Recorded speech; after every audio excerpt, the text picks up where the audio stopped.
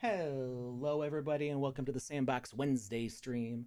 I'm Alex Flores, aka Kamisazi, joined here in voice, mind, body, and soul by Lucas is Right. How you doing, Lucas?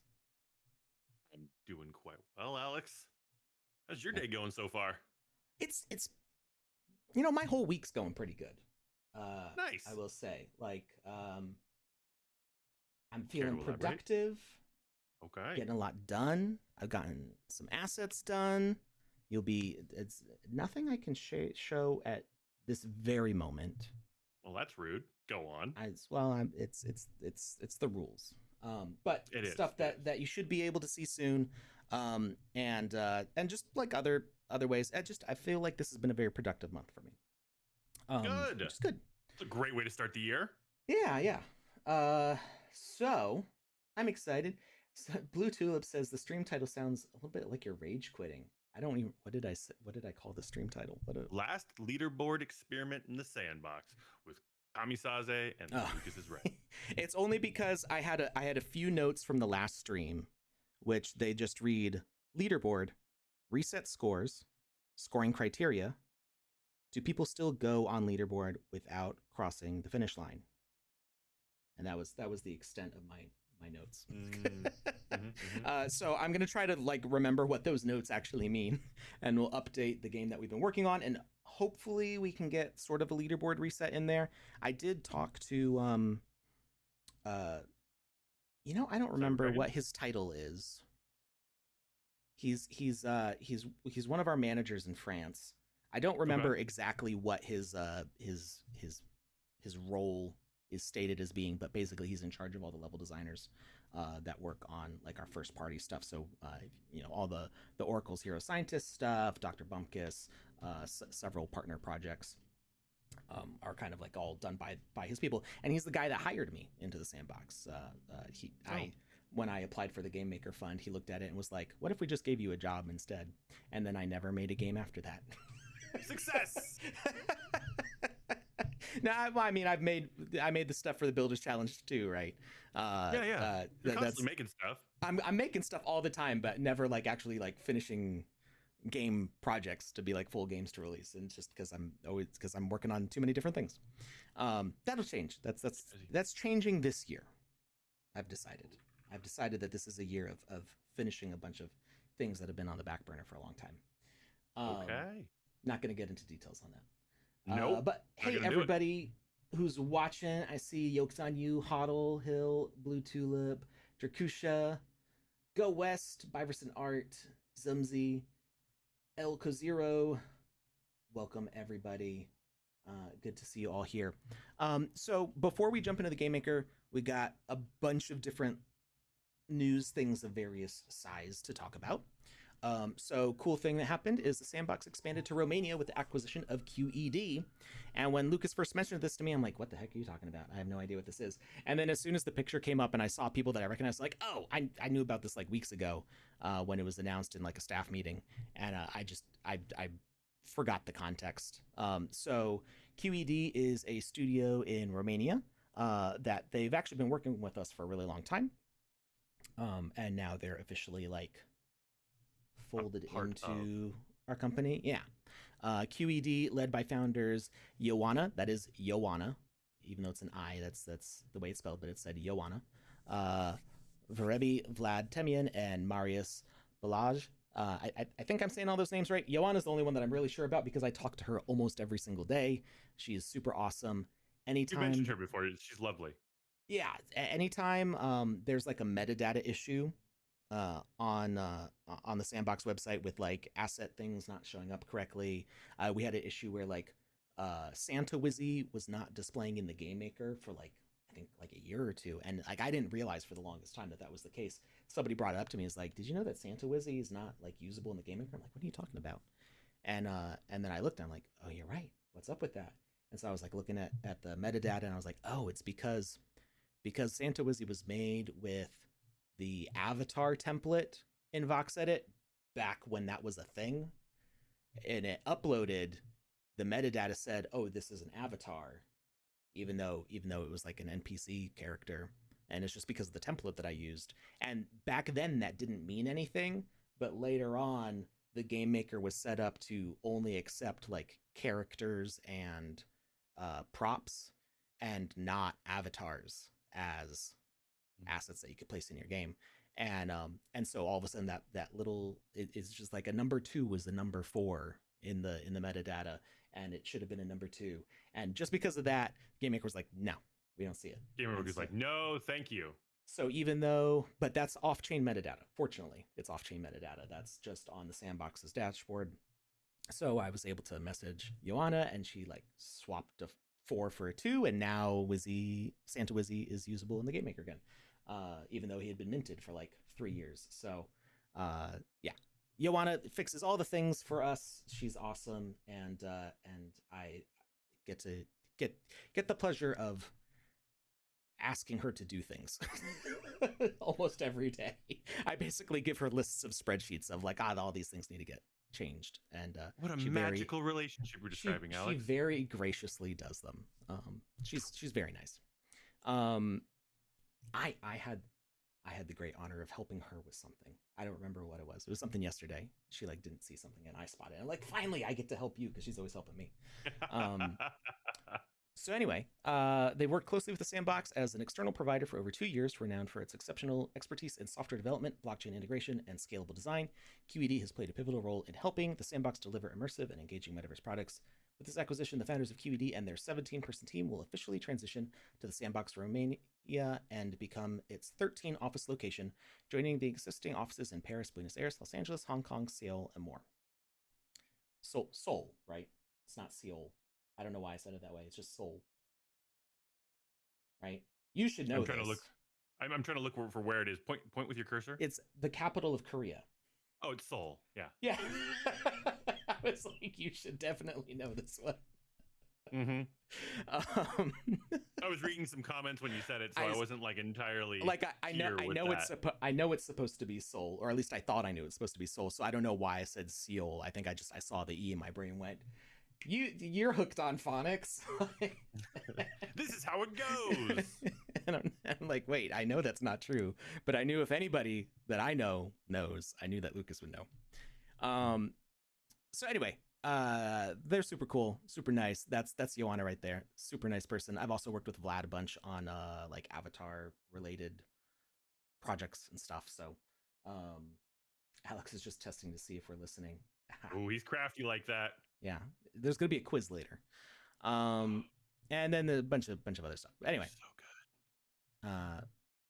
Just a little bit of info there, and then coming up on Friday, 1 p.m. Eastern time. So actually, the time that we're supposed to start this stream, but I'm always late.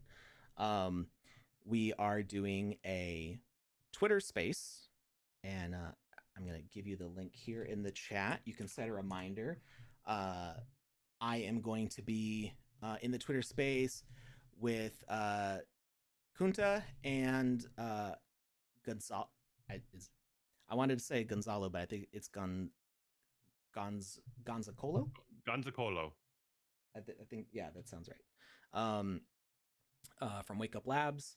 So Wake Up Labs is one of the companies, and the council is my company that we have both pitched for SIP19 in the DAO, which is to build a UGC site for people to share their sandbox games.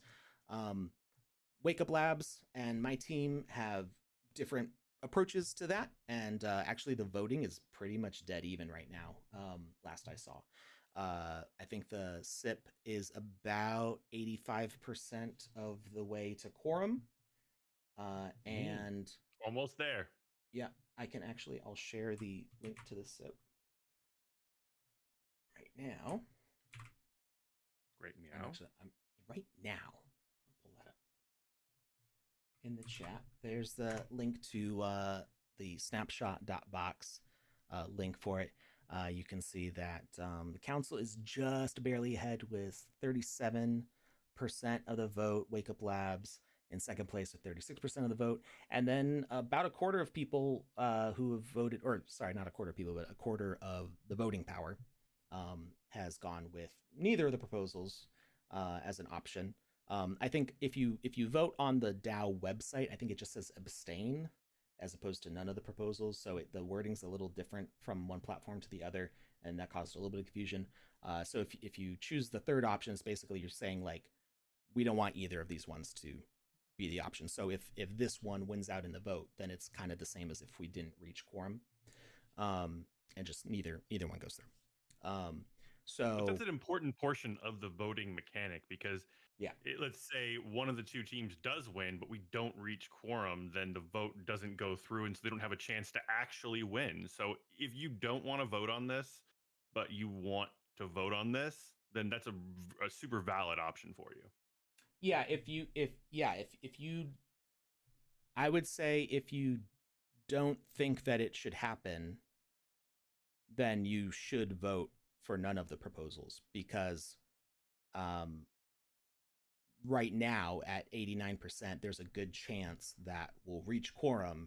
So one of these three options is going to be decided upon. And if you don't think either of the two options are good, then you go with the third one, which is don't do either of them. So it's not just an abstain. It's like a don't do this. I don't like it. Yeah, which is a valid option to have. I've seen a lot of different opinions, both in the forum and in the votes. It's, if you didn't know this, on Snapshot, you can actually click on votes and you can see if people gave a reason for why they voted. So like there's some people who are just like, Alex, one love. I'm not sure who voted that, but there's some people who just, they like me and Joe and decided to vote for that, and that can be the reason why. Other people had reasons about, they think that the council has good plans. Other people think that the council is too expensive, but we did bid at a higher price. So all the information is over here. You can look through all of that. I would recommend reading through this stuff before coming to the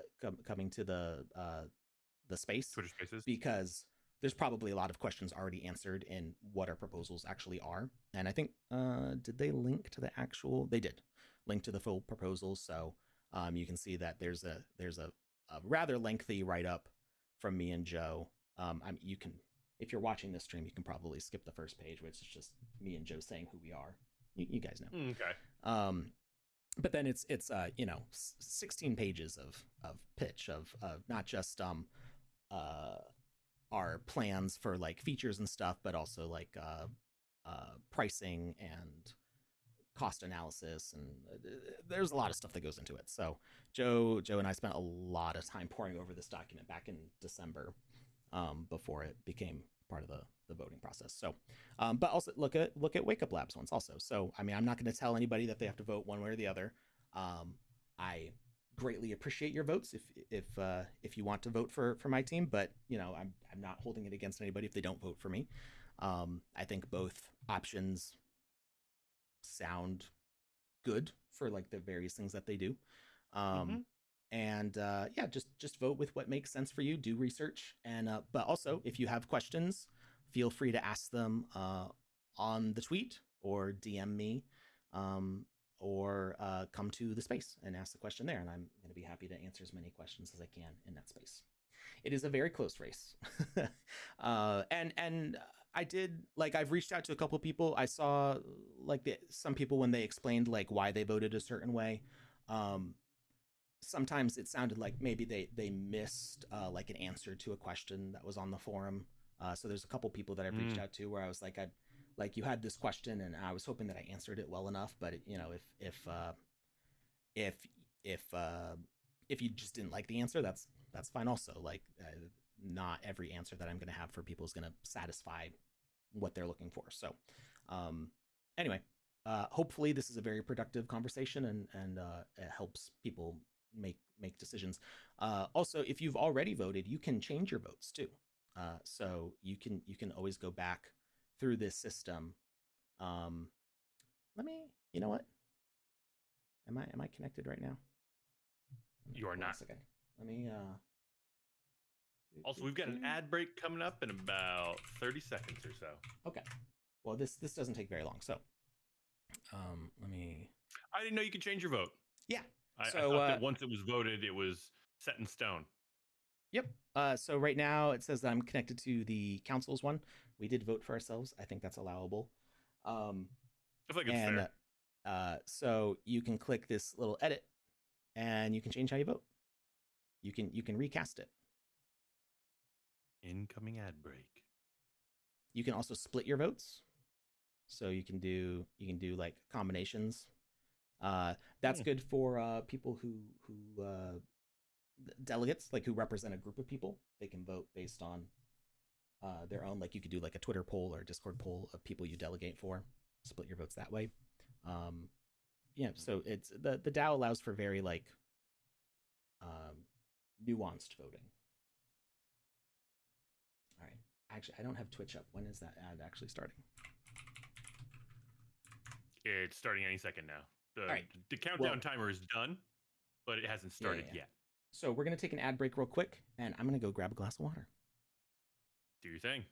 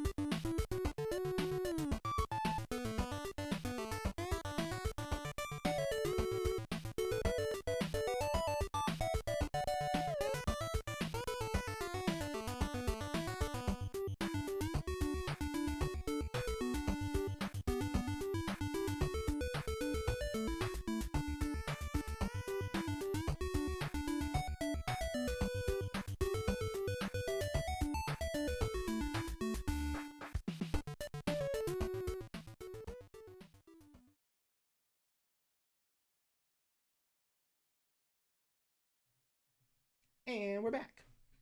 Thanks for hanging in there, everybody. So where were we? So yeah. Anyway, you can edit your votes if you need to. Please vote one way or the other, whether you don't like either proposal, whether you like the council's proposal, which is my team, or Wake Up Lab's proposal.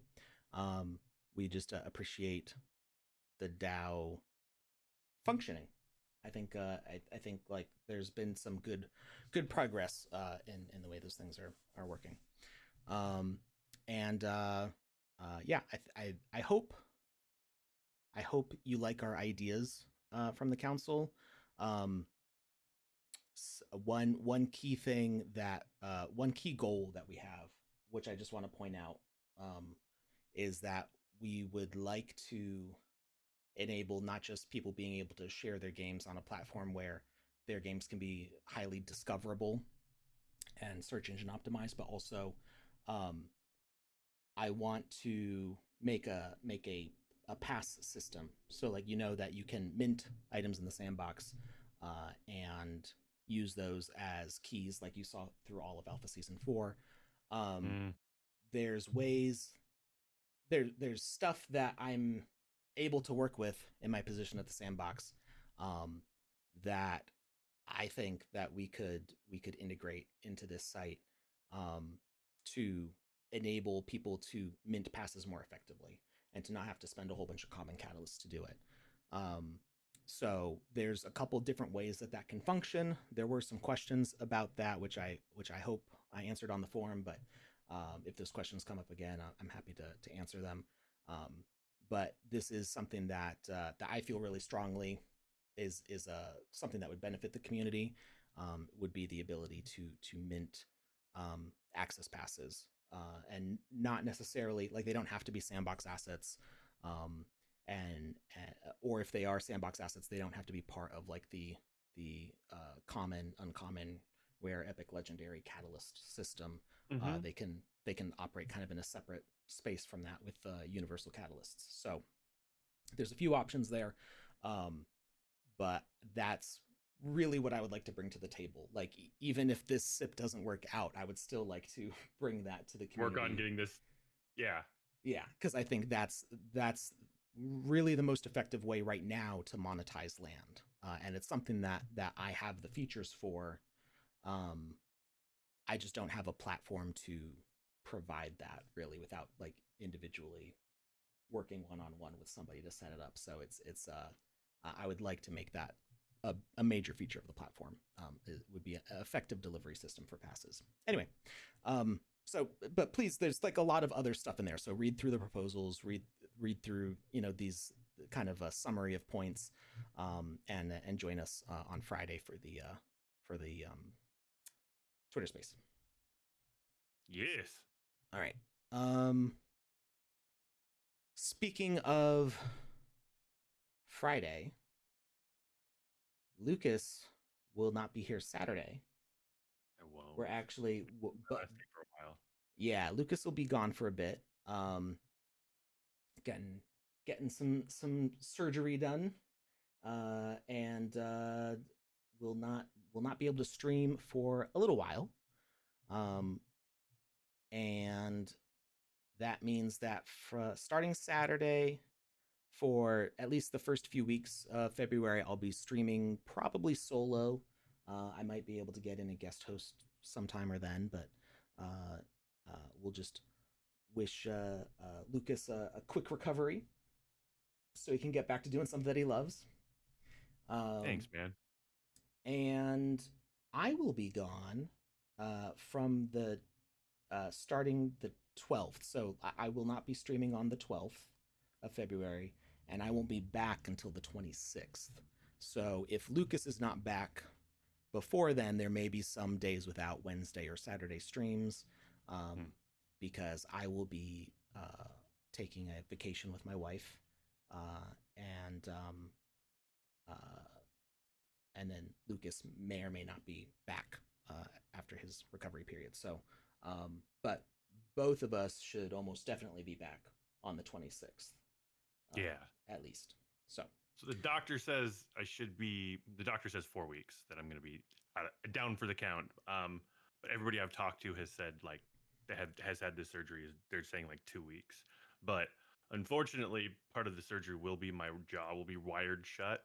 So I won't be able to talk. So hosting a podcast or a stream of any kind might be impossible if they're like, yeah, you feel good, but we're just not going to take the wires off. You're stuck. So you just got to mime. Yeah. Ooh, a mime stream. Yeah. Just sit here rubbing the microphone, trying for ASMR. I bumped it. Yeah. No, you got to corner that market. There's not a lot of mime stream right now. There isn't. There's almost none. I wonder why that is. I don't know. You might be onto something, Alex. All right. And then moving along, there is the Champion Tactics Avatar Collection. The whitelist mint is open right now, and I'm seeing if my sand is ready. It's not ready yet. I forgot to move sand over to Polygon yesterday. I was busy doing other things, and so I have some sand on ETH that I now need to frantically move over to Polygon, so that way I can participate in the mint. And while last time I sent sand from, you're sending from ETH to Polygon. It's a lot faster Not than Polygon sending to from ETH. Polygon to ETH. Yeah. Never mind. Yeah. When I went from ETH to Polygon, it was like within like 30 minutes, I think. When I went from Polygon to ETH, it was like 3 hours. 3 hours. Yeah. So. Yeah. I'm not sure. I mean, for the price, it was still, blink of an eye. So I'm not complaining. Yeah, and I mean, like raising your GUI and stuff I don't think really affects that, because like the transactions happen the same speed you would expect. Like they only take a few seconds. But it's Polygon only withdraws to ETH mainnet in like chunks that happen every few hours, and I don't know the exact mechanic that's used for that process, but it is. Yeah, it only happens like on a kind of a schedule. So depending on where you come in that schedule, you might have to wait quite a while. But yeah, depositing in for whatever reason is a lot faster. So hopefully I'll be able to do that this stream. Although the reveal date's not till February 6th anyway, so I just want to make sure I at least mint one because I want to get these cards. I've been talking to our marketing team to see if maybe we want to stream this. Oh, hey, they used my coin. Sort of. It's not got the flashing. Nice. It doesn't have the flashing light on it. It's flashing a little bit. Yeah, but it's not the way full I set flash. it up. Yeah. Maybe this isn't. You know what? This isn't my coin. This just looks very similar. I based my coin on earlier graphics of the Sand coin token, so that's why they probably look similar. Because mine has like little, how quarters have like the ridges on the edge. Mine's got a ridge line down the middle, so it's not the same model. It's like basically the exact same shape. So I was just like, wait a minute. So anyway, these avatars look really spiffing cool, and the game they come from looks cool too. And there it is in the chat. I want to check out this game. I've asked permission. We'll see what happens, but I've asked if we can maybe stream Champions Tactics on the Sandbox. We'll see. Okay.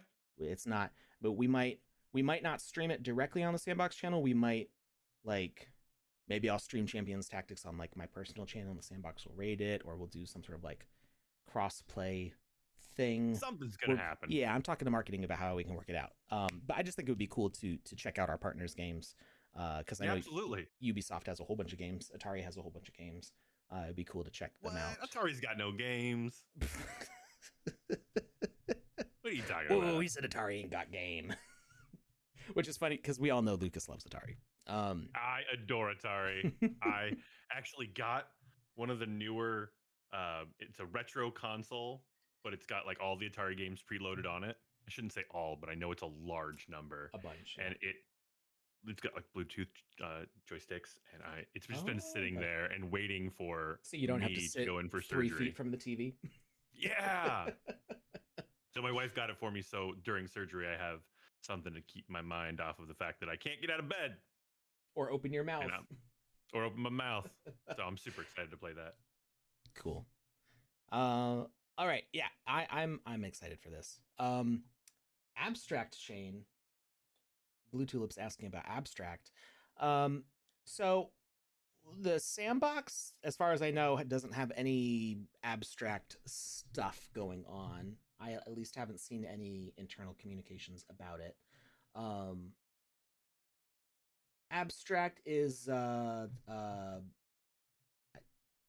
it's another layer 2 chain. I don't know that much about Abstract. I've been hearing people whispering about it loudly on Twitter for a few weeks now, because I follow some people who have Pudgy Penguins or are interested in Pudgy Penguins, and I think Abstract Chain is like a Pudgy Penguins project, because if you set up an account there right now, everybody's got Pudgy Penguin profile pictures, and I think, is it Pengu? What the token's called? Pengu. It's all related to the Pudgy Penguin stuff. So I did set up a Pudgy Penguins account. I'm Kamisazi on there, like I am everywhere else.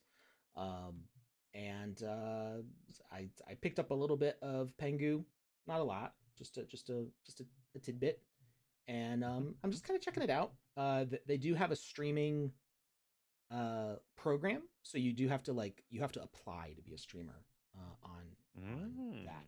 And so I'm interested in it, just as I just enjoy streaming, so I applied for it.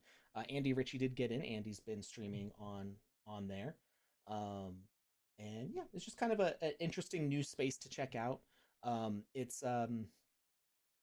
like a whole platform. It's almost like it feels in a way kind of like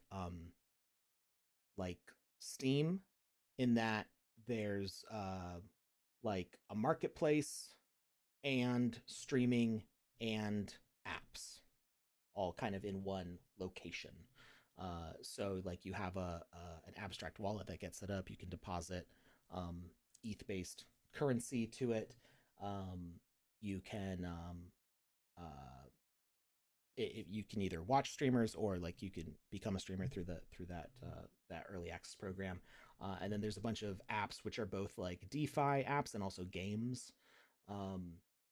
And then you can also do market trading for the various tokens that are on that platform. So they've got Ether, Pengu, USDC.E, Yup, Vibe, a bunch of other ones that I'm not familiar with.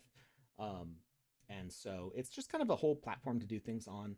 And I'm curious about it. I'm learning a little bit, here and there. I have other things to be doing, but it's just kind of an interesting new space to check out, and people are excited about it. So, yeah.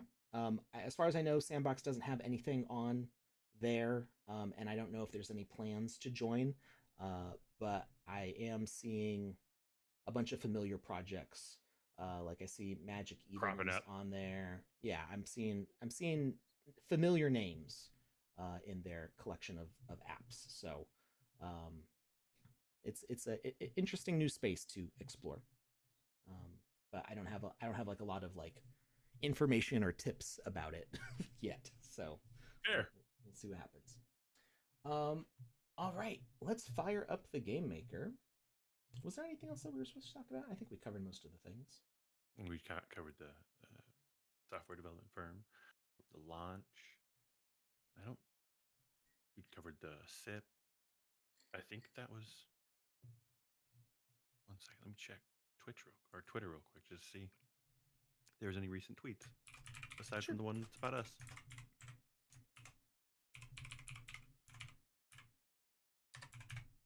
No, I think that was it. All right. So let's jump into our time trials experience here. Oh, what happened? Oh, wow. Oh, I think it's being full screen. There is one thing I'd like to point out really quick while you're loading that up. Sure. I'm going to drop a link for a tweet in the chat. And it's something I noticed a couple days ago and that I wanted to bring up today. And it's quite simply, it's just the latest promo video from the Sandbox, and it talks about Snoop Dogg, the Smurfs, Paris Hilton, all that stuff. But it's the graphics behind it and the look and feel of it all it's really impressive, and I really liked it. And I just wanted to point it out so other people could see it as well, because I know Twitter, you're getting 7 different kinds of smoke thrown at you. I mean, so I don't know if people have seen this before. I've seen this before, but I might have seen it when it was first made and before it released. But I feel like I saw this long before Alpha Season 4. Oh, really? I just saw it for the first time the other day. I don't remember when exactly this came out. And like I said, it might have been like, I have the inside view of things. So I might have just, yeah, it's pretty cool though. I understand that this is gussied up Sandbox. This is what it all looks like all the time. Okay. But, I mean, yeah, like the Bored Ape model here, this is actually the Bored Ape model, but they've like split the fingers off so they can be articulated. They made the mouth, animated. They bent the ears, but like this is the model as I modeled it. It just looks really cool. Yeah. Watch out. Okay, a bit too much. Got Cyberkongs. Whoa. World of Women, Rabbids. Oh my god. Got Snoop Dogg and Dead Mouse. Good shit, nephew. No way. Paris Hilton. Oh, they let children I love in this. here. Yeah. It's so well done. Can't you see? Makes total Steve sense. Aoki. You don't get it, do ya? Who cares? Let's To whichever member or members of the design team that came up with this, kudos. Y'all outdone yourself. I'm guessing probably Tybalt's team. So Okay. that's our so his title's not art director. That's what I used to call him, but there's that actually Coffee and Kiwi, whose name might be familiar to people in the community, is actually the art director for the Sandbox now. And Tybalt's role is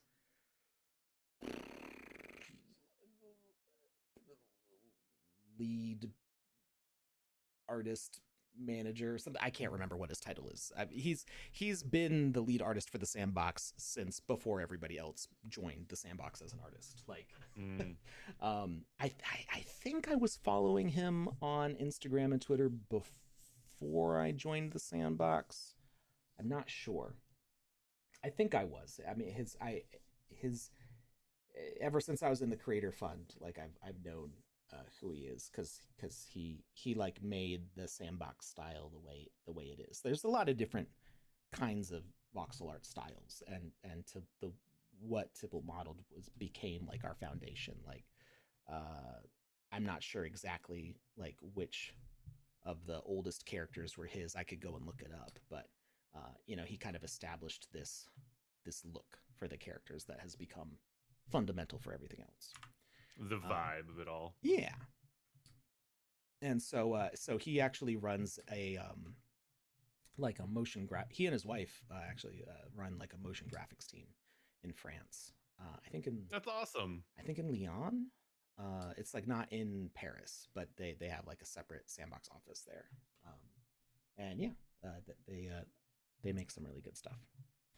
I love when couples can work together, because I'm kind of a jerk when it comes to working, and there's a reason me and my wife have never worked on a project together, because she would be wonderful to work with, but I would be terrible.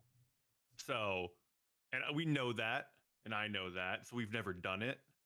I mean, I've come in as like a marketing consult with like companies she's worked with from time to time, but it's always like separate from her. Like I come into the meetings and she's not even there. So yeah, I'm always really jealous of couples that can accomplish that. That's really cool. I think Go West was referring to somebody in the video sounding like Cartman. Yeah, okay. That would be my guess. I mean, like I don't think either of us sound like Cartman, at least not without trying. Yeah, that's why I was like, huh? What? Where? All right, let's see. I want to see if that sand has moved over yet. Nope, not yet. It's still on its way. All right.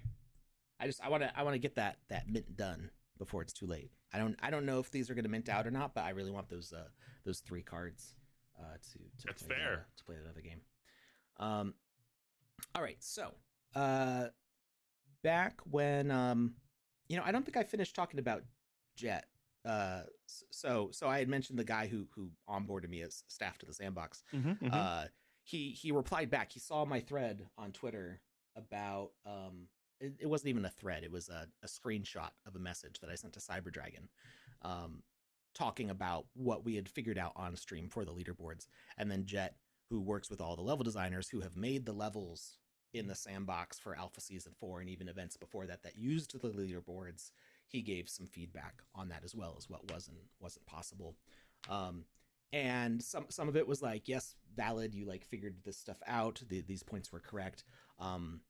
Also pointed out like there is no reset yet, and I tried to lobby for that reset being there, because I think it's really important that while you're still figuring out how your game should work, if people are testing it in a live environment on the dashboard, from the map, they're going to be scoring on your leaderboard, and if there's no way to reset it, then they will have scores that are not reflective of the current state of your game, Or if you make any sort of major updates to your game, then that's going to like skew what's possible. So you'll end up with people with times that are like 5 seconds when it should take 2 minutes.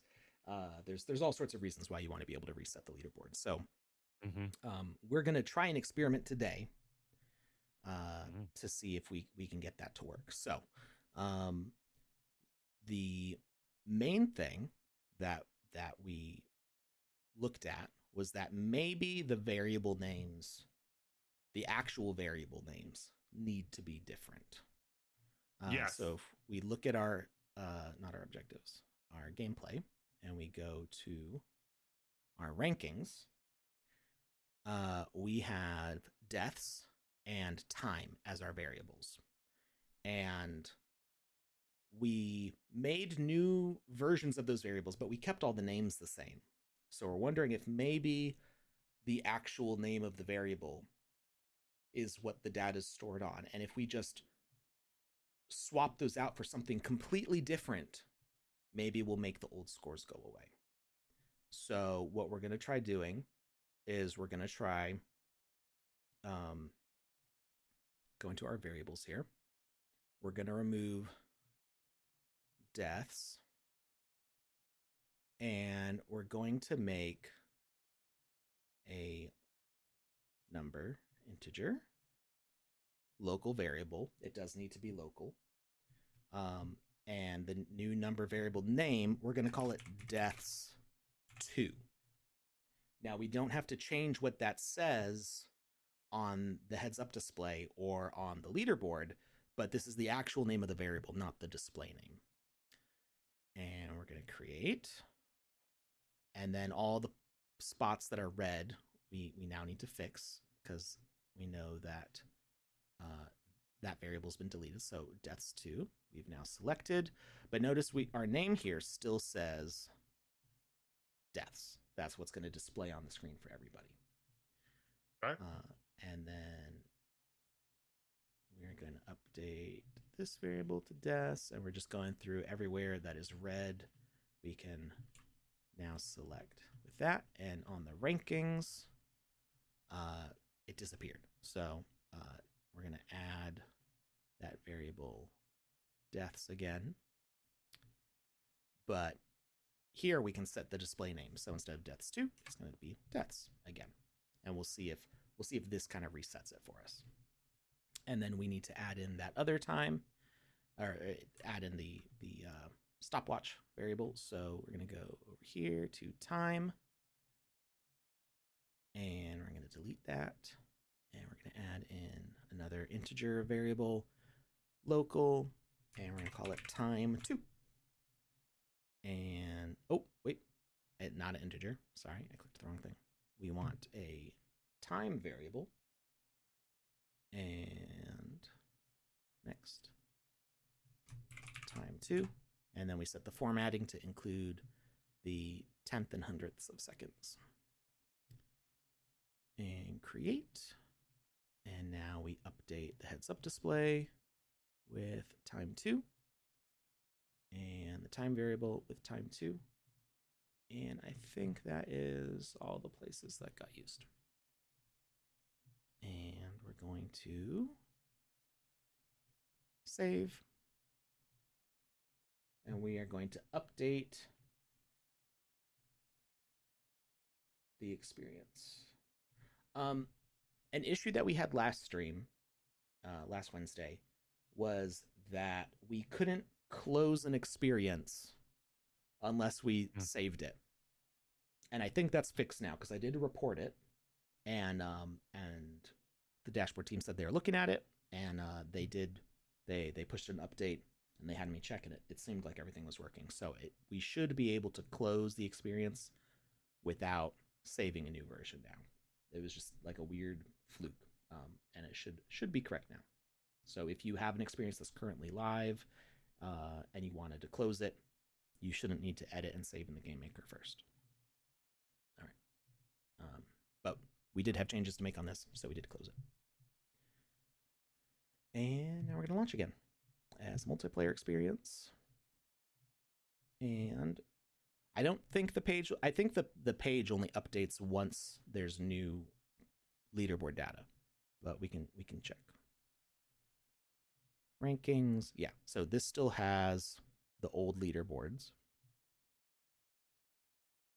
and yeah, I'm not sure why it reported 0 for both of those. I had a feeling like maybe it was kind of a bug with the way we set up the leaderboard, but it might have been something else. We'll see. We're going to see if we can make some improvements to the way that we actually score this as well. But first, we want to know if we can actually reset the leaderboard, because otherwise Blue Tulip and Chitin are always going to be in first place. All right, let's share this page here.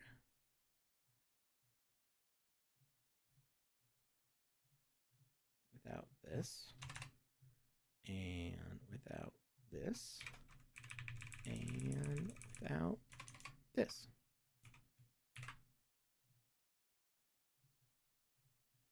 And if you guys want to join me, there was a game maker, a game client update.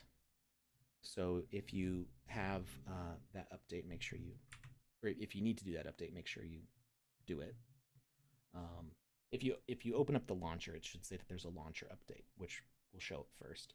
And then we're on version 0.10.16.202 in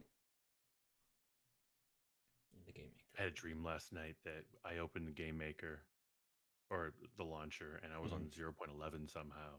And it was just all the amazing new things. I was just like, wow. Soon. And the people who were at the LA event have been like, oh, we know what's coming. Let's do it now. It's like, wait. Okay. Oh, we're polishing. We've talked about the features that are coming out, correct? Some of them. Everything's been so there was a stream while we were in LA still. There was a stream the next day after the event, where Drew, our game director. Oh, that's right. He did. He did a stream of all the features, so you can check that out on YouTube. There may be some features that I don't want to say that maybe there were some features that were not talked about. Okay, well, I'm not going to say anything because I don't know what was talked about, what wasn't. So I'm just going to keep my mouth shut. But it was one of the features that's going to be really helpful for me, and that's how I found out I was in 0.11 in the dream. I was playing parkour, and it made it more parkourable for Lucas. So I don't know if anybody's going to join me in here, but I'm loading right now. I just had to update first. Okay. Once Lucas loads in, that should reset the match timer. Oh no, I fell. Well, I'm not coming in first place. Well, I mean, maybe, depending on the variable setup. We'll see.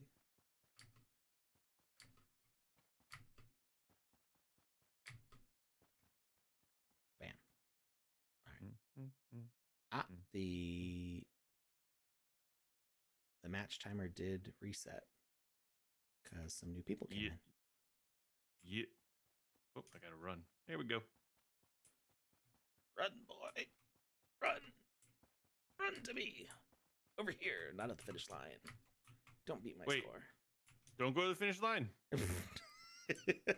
Oh, you're already there. This is the weirdest race ever. I couldn't see you. Nice arms. Which arms are those? Which arms? You got like equipment on your arms. Oh, you can see that. Can you not? No, I turned the visual for it off. Oh, maybe it's just off for you. That might be a bug. As far as which ones they are, let me pull that back up. Inventory. They are. Oh, I got kicked out. Never mind. I was defeated. Was it because Lucas had a better time and also didn't die? I don't know. Ranking. Okay, so interesting. So you had 0 deaths. The babies. It just put it as a dash. Eating the babies. I can barely hear that when it happens. Maybe if I turn that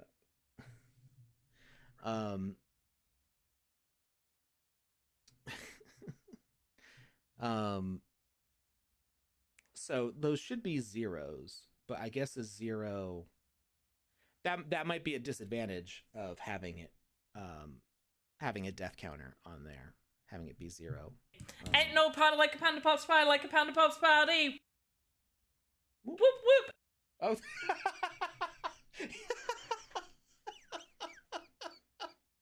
It psyched me out. Okay, so I have Trigger Fire open, the Trigger Fire overlay open. Is there a special thing that I have to do to this to get it so that I can hear the notifications when they get used? Or I just have to have it opened? I think if you just open that URL, you should be able to hear it as like browser audio. Okay. But it means you're gonna hear it before you see it on our screen. Well, I mean, you should see it on that browser screen also. No, I didn't think that she joined the call. Like I knew the Panda Pops party audio, so I knew that whoop whoop was coming at the end, and I expected it, but then it paused, and so I did a little head toss, and it didn't happen, and I did a double take, and then the audio happened, so it was like a little not a jump scare, but. Wait, I ain't hear what? nothing. Are you doing that, Lucas? I don't know what I'm doing wrong. Oh, We'll you figure it didn't out hear later. it? Yeah, I still don't hear it. Maybe it's muted. I don't know. Go West said it's loud. Is what was with the delayed whoop whoop? Yeah, no, I don't know. I think it was just like a lag thing. You know, like the video buffered or something. Ain't no party like a Panda Pops party, like a Panda Pops party. Whoop whoop. I can That's see what it's it popping supposed to up sound on like. overlays. That's what it's supposed to sound like. Is it? Do you have like the audio device muted on your mixer? No, I don't. Weird. I did. I turned the volume down on it. So I think that the audio on that's just louder because I can barely hear the baby one. The baby one? What baby one? Eating the babies. Because of the soup in Hellboy. I thought I explained this last time. Oh, that's right. You explained that last time. I asked the exact same question last time. Don't worry. The last horse finally crossed the finish line. We got this. You got some slow horses. They're like, race, and the horse is like, but I just want to look at the butterflies and chew some grass. And they're like, we're going to turn you into glue. And the horse is like, you know what? That sounds good. I'm cool. I'm cool with that. All right. So what's interesting is that time doesn't show up here at all. And that's confusing. I don't know why time's not showing up. Time is a construct. What's also interesting is that deaths still applies here. So maybe we need to change the leaderboard name. Maybe we can't use deaths anymore. Maybe we have to change it entirely. But let's see what happened on the actual leaderboard page. Let's go over here. Look at rankings. Let's hit refresh. Rankings. Okay, that still hasn't changed. So I'm wondering, maybe the variable name doesn't matter and the leaderboard name matters. I have a feeling like one of these has got to change it, right? Because we've seen the variables appear or disappear based on what information we put there. So if we get rid of all the existing variables and put in new ones, shouldn't it change? Yeah, you would think so. I would think logically speaking, it's a nice little thread to follow. Yeah. So we'll say total deaths. Oh, exactly. We have a 12 care. Oh wait, that's why time didn't display. I never put the variable back in on the ranking. Oh, that was my bad. Well, that'll do it. Yeah. But now we're gonna call it total deaths here, and we're gonna set time to, and we're gonna call this one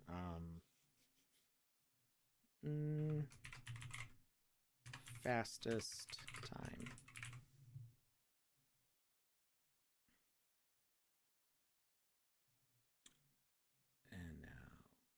save.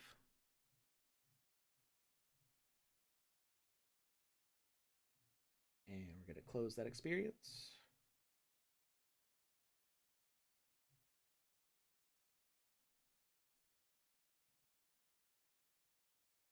And oh, it wants me to select a location. Sometimes that happens when you close an experience. It's like, I didn't want to leave it. Too bad, I guess. Well, it's so for me, it's not so big of a problem because I have enough land to move stuff around. But if you only have one land, it could be an issue. If that if you only have one land and that happens to you, let me know. You can make a ticket on the Wizzyverse Discord, and I'll help you fix it because I can force your land somewhere else. Would it help if we had like a plot of land that was set aside to like transfer things to that never has anything on it permanently? Kind of like a way station? No, because okay. It would need to be the only options I have when I'm setting up somebody's land is the land, the owner or TSB. So Gotcha. So in this case, I'm the owner of the experience. It's showing my land. If I was looking at somebody else's experience, it would show their land. And if they only have one land, it's only going to show that one land. Gotcha. But I can force it over to a TSB land, and we have a bunch of land that's reserved for QA stuff. So okay. I can put it over there for like all of 10 seconds and then put it back on your land. I was going to say, okay, that makes perfect sense. Yeah, that's kind of what I was suggesting with the way station, but it's already done. And I'm trying to reinvent the wheel here, so never mind. Yeah, it's the exact. It's like your idea is exactly what we do. It's just not. There's not a dedicated account for it because this system's only set up for TSB and the owner of the experience. But yeah, like I said, if that's happening to you, if you're not able to publish because it says your land's already in use, just let me know. Put in a ticket for me, and I'll be able to help you. All right, where was this before? I think we can put it here. That's fine.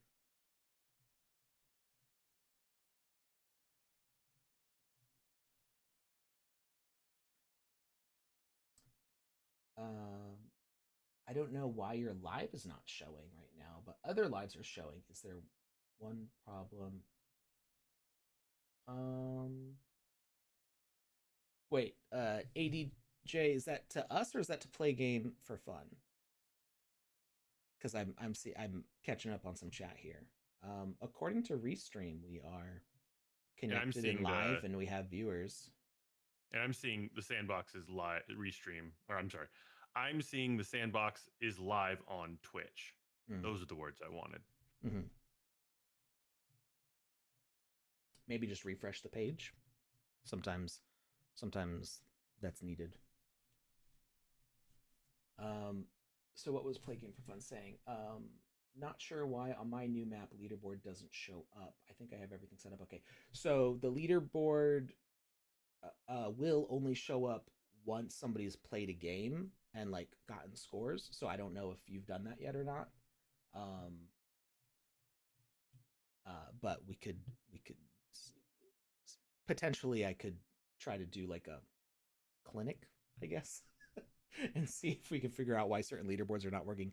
Obviously, the leaderboard system is supposed to be improving in the 0.11 update. So, we're kind of doing this at the tail end of this current system. But let's see how it works. So if you were already on that page that I shared in the chat, and if you weren't, I'm going to share it in the chat again. Just hit refresh and then hit play. We'll jump into the game again. Now it's working after you restart. Okay, that's good. Good to know that we're not offline. Sometimes Twitch can be a little finicky, a little fickle. Yeah, a little bit of a pickle.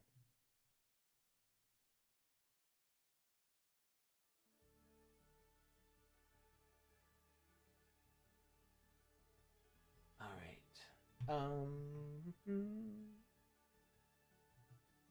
So let's Let's see if this starts up. All right. We've got our death counter. We've got the current run. We've got the match ends. And let's throw in some speed equipment here real quick before the timer goes too far.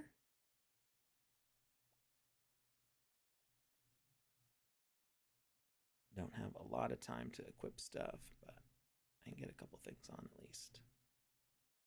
If I can find them. If I can find them is always the question. Where's that speed backpack? Where is it? There it is.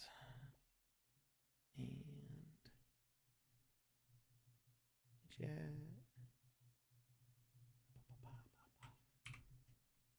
Oh, somebody else joined in. That means I have a few more seconds. It's like a race against the clock to see if I can get dressed. Alex, real time life. to go to school. Put on your shoes and get out that door. The bus is almost here. Words I never heard in real life because I was homeschooled. I mean, there was fair get enough, fair dressed. We're leaving now, but Actually, I was also homeschooled for part of my scholastic career, but even when I wasn't, I never actually took a bus to school. It generally didn't come to our neighborhoods. Oh, here's that. Oh, I've got even more time. Because I jumped in. Yeah. All right. So now let's see if we can do the 0 deaths. Fly. Fly. Fly. 6.56 seconds. 0 deaths. All right, we're going to be zen. We're not going to fall. I'm dead. No. Ah, poopy. I'm just going to meditate over here. Somewhere. I wish I'm sitting guitar at the equipment worked flag, with this. and it's I see you. I don't kept see you going. sitting though. I'm at the flag. I'm physically located next to the flag. And the It timer's is not hurling stopping? in my face, and the timer didn't stop. No. Oh, it just says current. yeah. The current run also did not stop for me either. Did I? Did I break something? Maybe.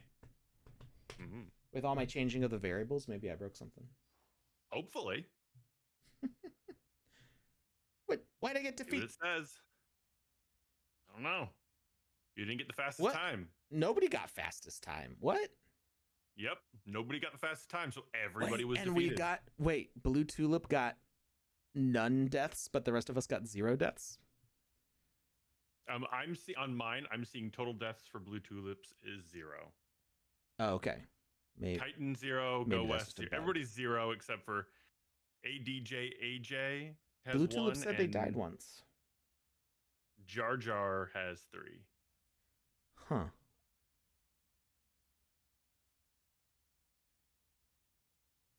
And there are definitely more players on this leaderboard than we had before.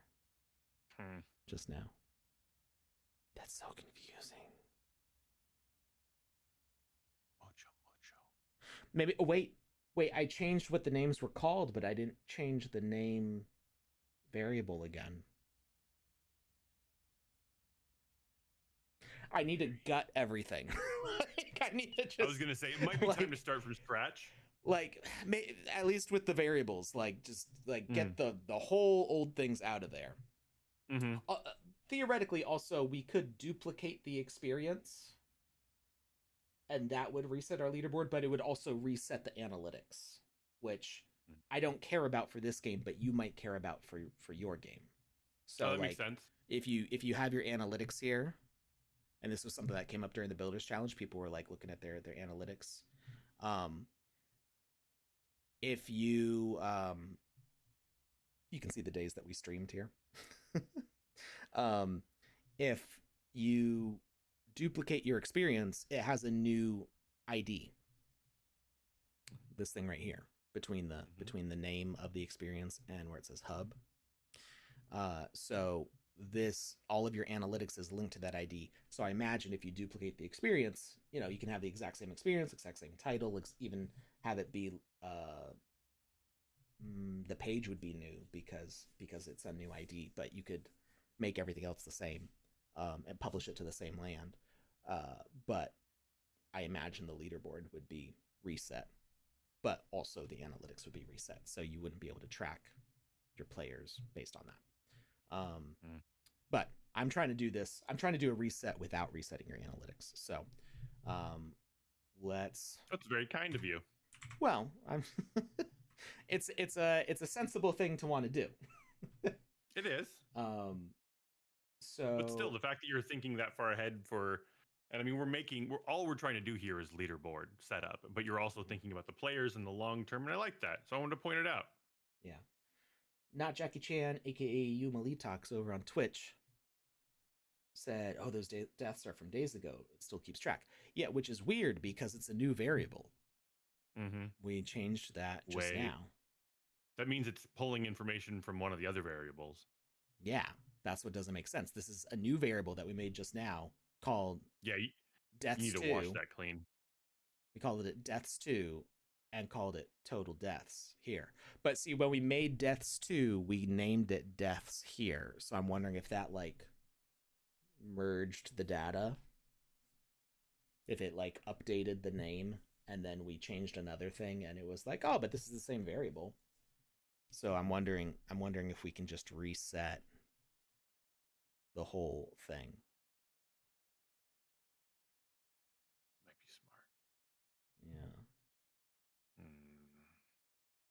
Because what I'm not sure about is why is it pulling that data over here? Yeah. So what we're going to do is we're going to delete both of these variables. Delete. I'm actually going to just save it at this point. And then we'll make new variables with new names, and we won't even include death in the name. We'll call it life. Life's spent. There you go. Yeah.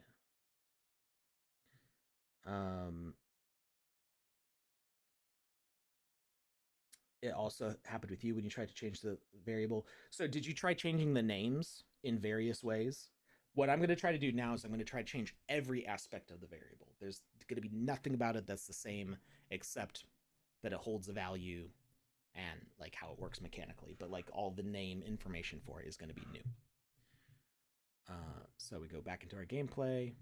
Oh, I should close the old experience.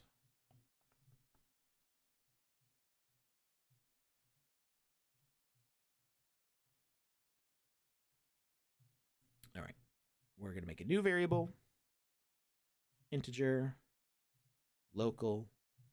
New number variable is lives create and this one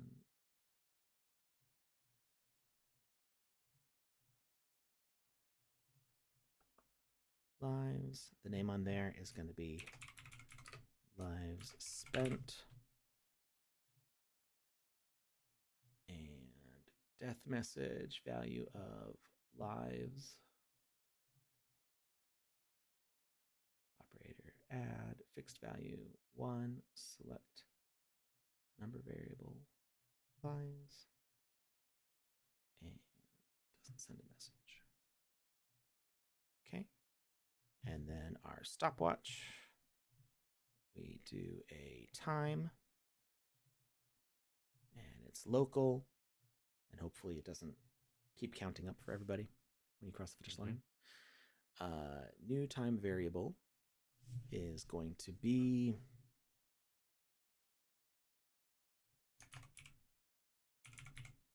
speed run, speed ruin. I actually like that. We're going to leave it as speed ruin. I like it. That's a good. I lay claim to that title. That's fair. I plant my flag on that title. Ooh. Speed Ruin. Finally, something I can be the champion of. The Speed Ruin champion. It's going to be some sort of speedrun game. I don't know what yet. Speed Ruin. You heard it here first. It is January 29th, 2025, 2:57 p.m. Eastern Standard Time. Or Daylight Time. I never know which one it is. Nobody does. It's you flip a coin. Heads, it's one. Tails, it's the other. And then you just go with it. That's why people are always late to things. Or are they early?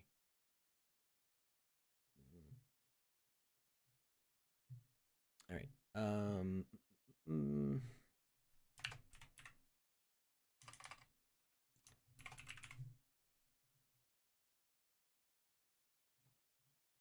Okay, we're gonna change speed run.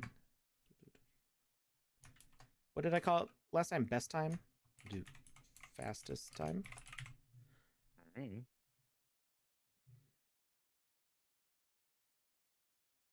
Call it Usain Bolt. Actually, it's not even the fastest time. It's your last time, right? Because we aren't calculating. So the last run. time. Yeah.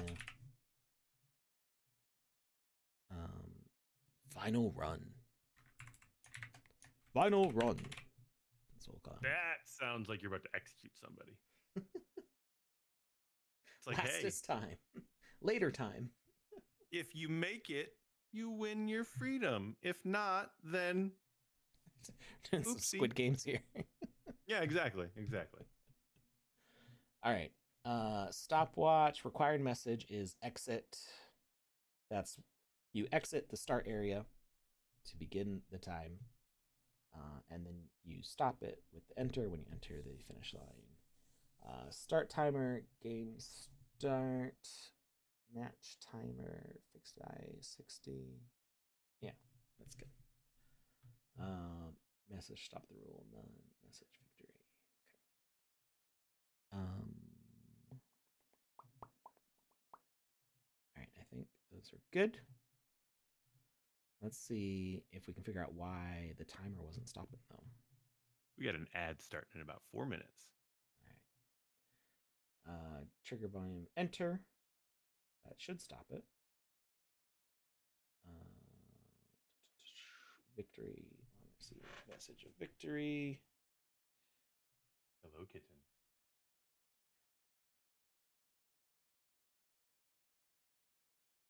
Let's see if there's anything else we can fix in this. Where was that Twitter thread? Twitter.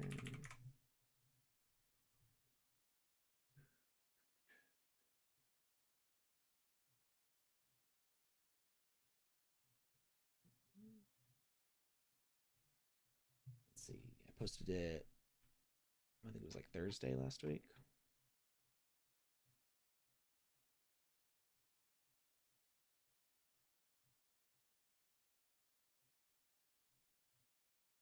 All right. Let's see. Multiplayer score variables must be local. Yep. Score recording must be triggered by each player before victory in order for their scores to be counted. So crossing the finish line, triggering victory, will mean other players crossing the finish line won't see their scores on the global leaderboard. That should be true. The resulting... Oh, wait, did Last Tulip... Did they cross the finish line? Maybe that's... I think they did. I thought we were all sitting. Did I say Last together. Tulip? I meant Blue Tulip. Blue Tulip. Did you cross the finish line?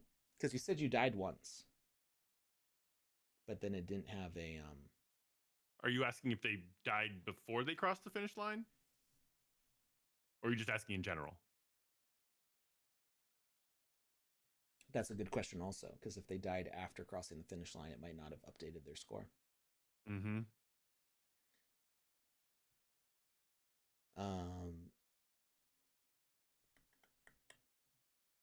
Let's see.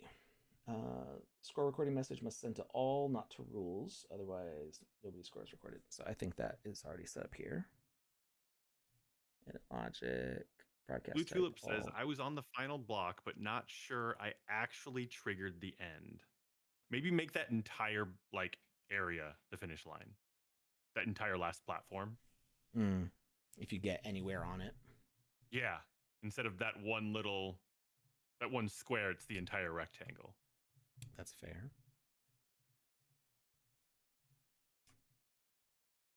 I think this is the middle. Yeah. About. And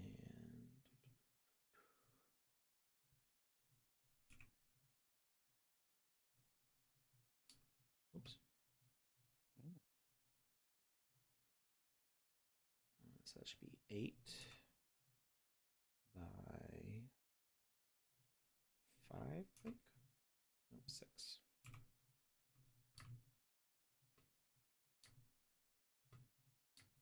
Looking good.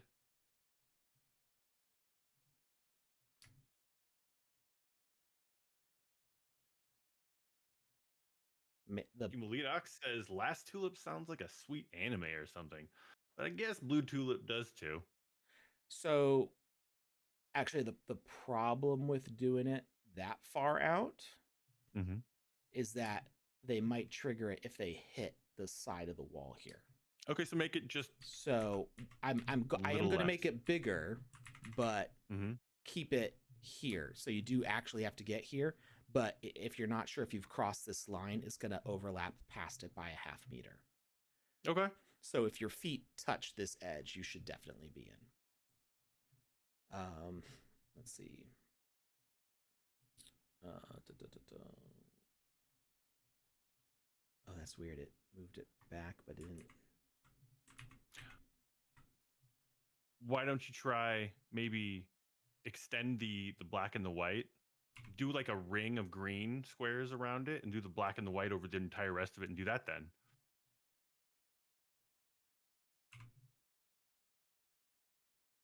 I mean, it's kind of what it is, right? I see what you're saying. Yeah, on a smaller level. The ad break is currently going also, just so you know. Oops. Sorry.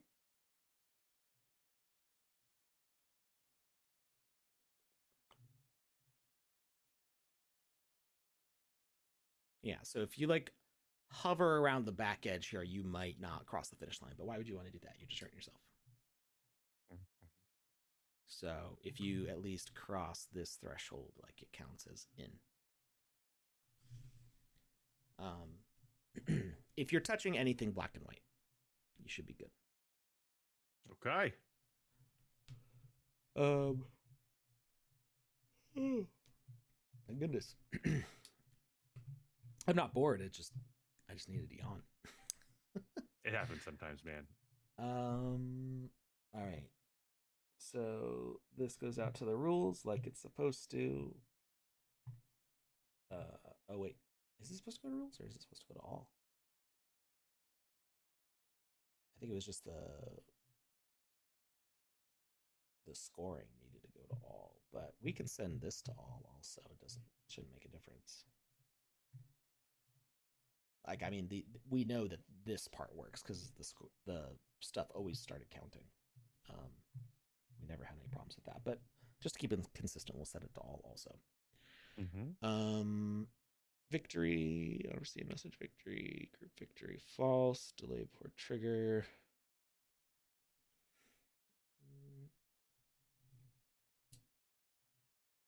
All right, and let's double check the score stuff.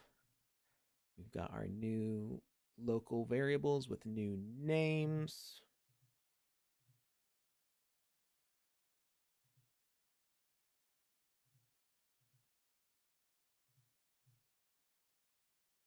Maybe we should start it at a 1.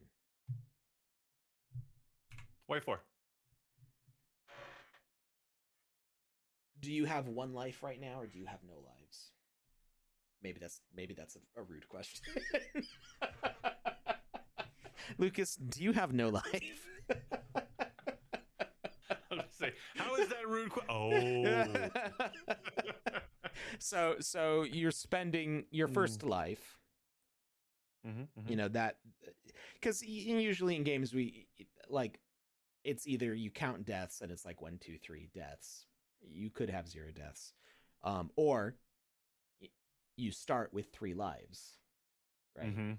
And so when you're using that number 3 life, it's still 3 lives, right? You beat the game with all 3 of your lives.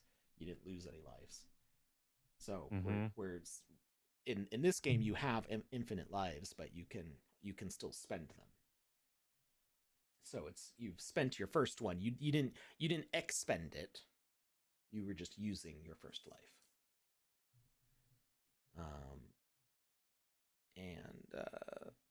Let's see, what did we call it on rankings? Oh, we didn't set up rankings yet. I'm glad I checked. that would have been annoying.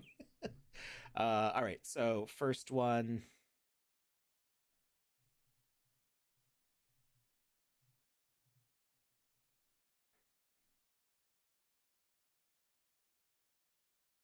Wait. Why does it say lives there? Did I call it lives again? Wait. I thought before I wasn't able to change the name.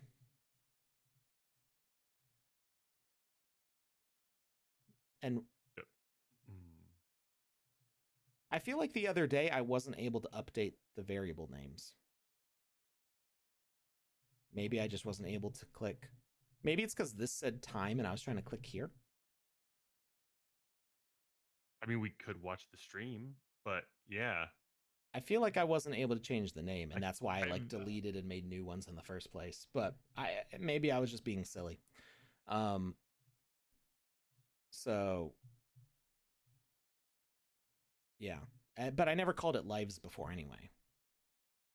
Right, I called it deaths. So yeah, I was confusing myself. So anyway, first variable is lives, and second one is speed ruin, which we are going to call last time, because we haven't put in any logic to calculate what the fastest time was yet. All right. Fingers crossed.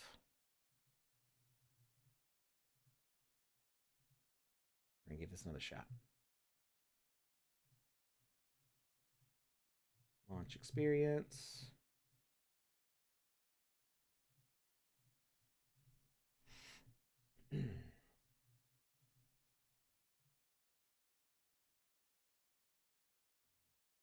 And if this still doesn't update it, then I'm at a loss. Because these are all completely differently named variables.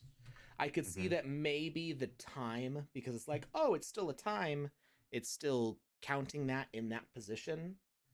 I mean, that I guess it is possible that if the leaderboard is functioning as like a spreadsheet, we're just changing the headers and not changing the values in the spreadsheet, which is annoying, but possible if that's the way the system is set up. I don't know why it would be set up that way, and hopefully we're changing that. But my last ditch effort would be just duplicating this experience and making a new copy with a new ID, and then hopefully it has a new leaderboard. And then that would be you would lose your analytics basically, but I mean you wouldn't lose the old analytics, they'd still be there. You just wouldn't be able to combine them without doing the math yourself. You would have to look in multiple places to see the history. All right, let's hit play. Hey, Alex. What's up? You doing a giveaway today? Yeah, let's do a giveaway today. What do you want to give away? Let's give away an orange hat. It's been a little while. Okay. We're currently giving away 3 Wizzy the Black hats on the Wizzyverse Discord. So if you are already a holder of any Wizzy item, and you go to discord.gg/Wizzyverse and join our Discord, or if you're already there, and you connect your wallet with Dino, it will see that you have Wizzyverse items and will give you access to the giveaway channel where where 3 black hats are currently the giveaway that is ending on Saturday, and you can join once every 24 hours.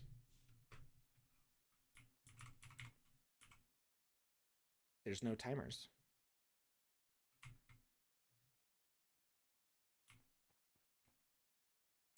There's no. Where are the variables? What did I do wrong? Where's the heads up display? Game start. Heads up display is there.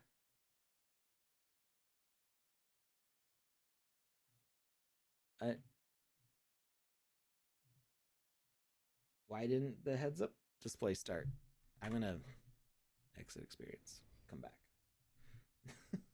I don't know what happened there.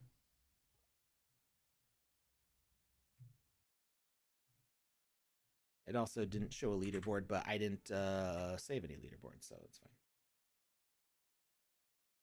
Let's try that again.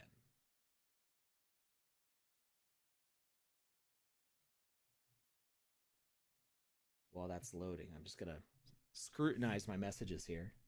I didn't change any of the messages. Oh, wait. I did. I changed one. Which one? I told trigger volume to send to all instead of start, or instead of rules. But that shouldn't affect it either because the heads up display starts before you cross the start line. So that also shouldn't matter.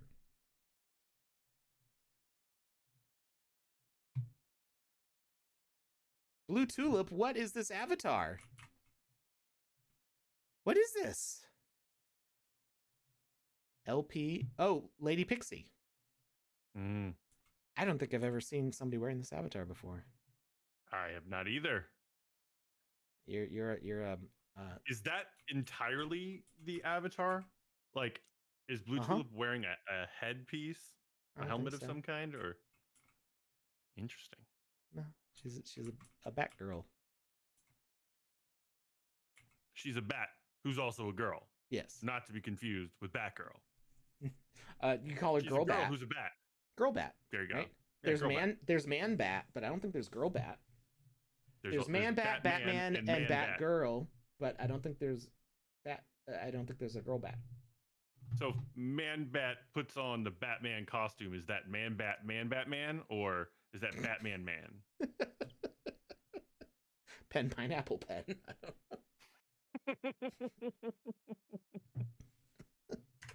don't know. Every once in a while, I'll look at my wife and I'll say something, and she'll be like, "What did you say?" I'm like, "Pen."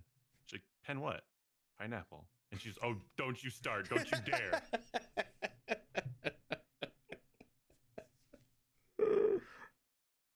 We have fun.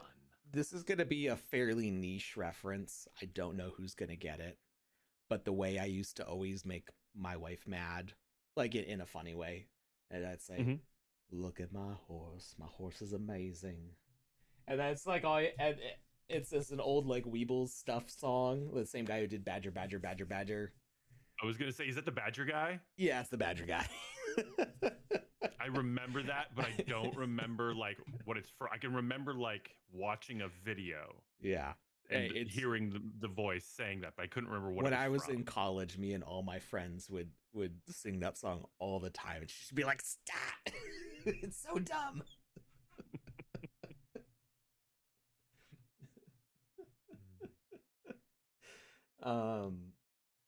All right. So, I don't think the leaderboard's gonna work. I mean, you guys can. I mean, yeah. You know what? I'm gonna try jumping back in, and we'll just see if maybe the heads-up display is broken and the leaderboard still works.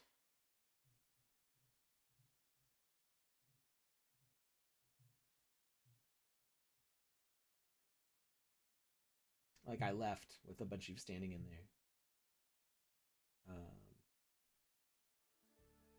That the last link is about cookie preference. There's a question on today's giveaway. It says, to enter today's giveaway, head to this URL and then answer the following question. What does the last link talk about? And Zumzy decided to say it was about cookie preferences, but it's not. I think he's like using developer tools and looking at the very last thing on the page, which is just not fair.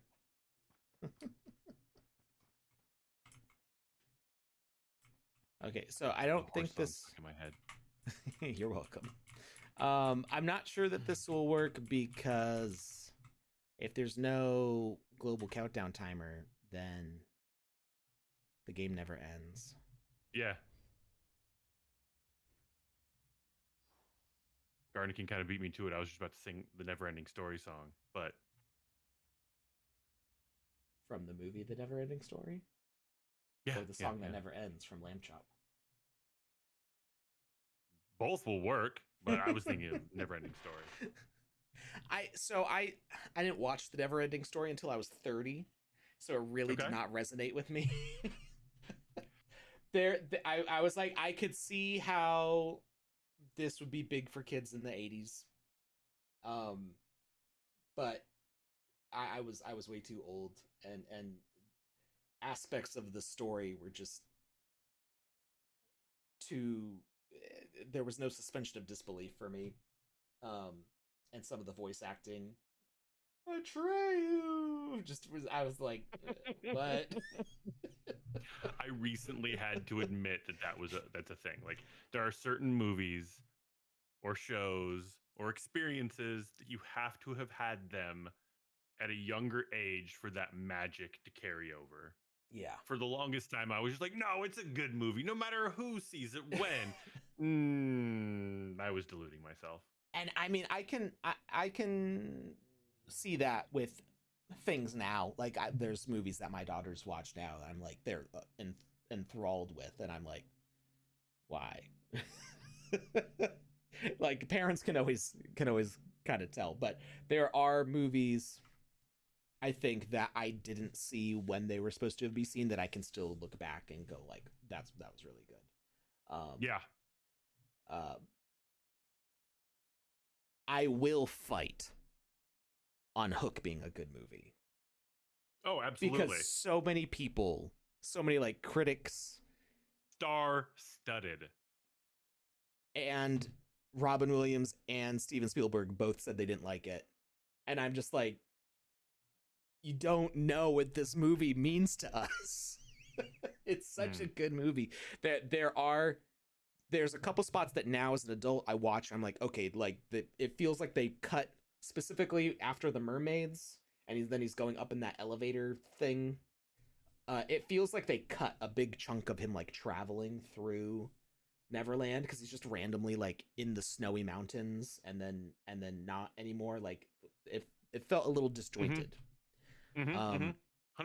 So there's some aspects where like parts of the story didn't flow perfectly, but none of the movie didn't make sense.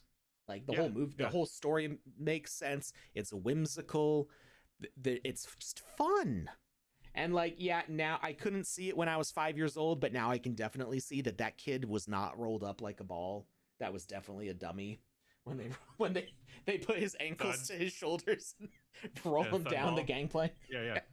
That I was, as a kid, I was like, whoa, how do you do that? And now I'm like, so cool. That was just like a ball rolled up with clothes.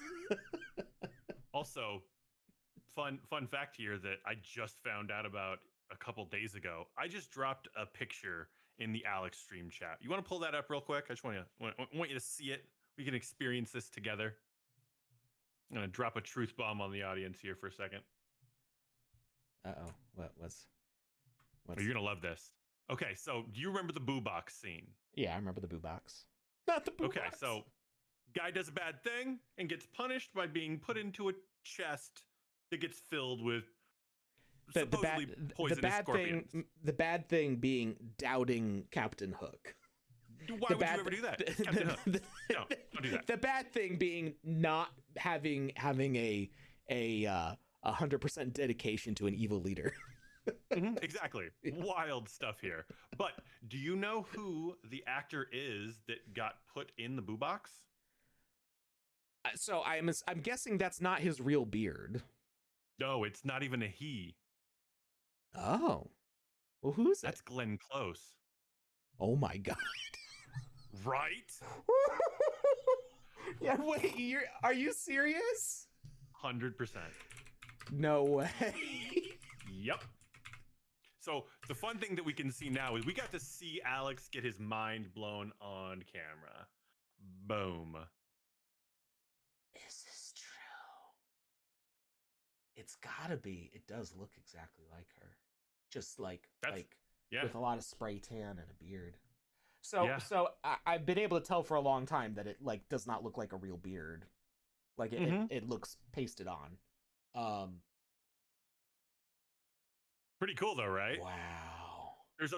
Apparently there was a bunch of people that were asked to be in the movie that declined a role, but they're in it. Like Carrie Fisher is in the movie too, and she's the woman at the very end, where the woman and the man are on the bridge and they're kissing, and they fly over them with a fairy dust, and they float Carrie into Fisher? the air.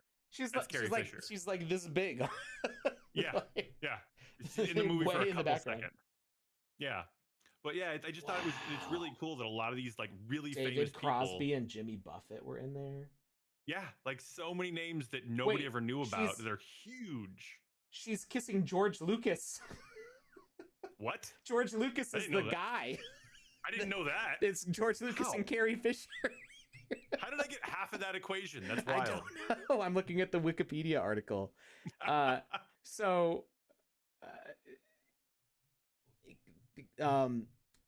There's a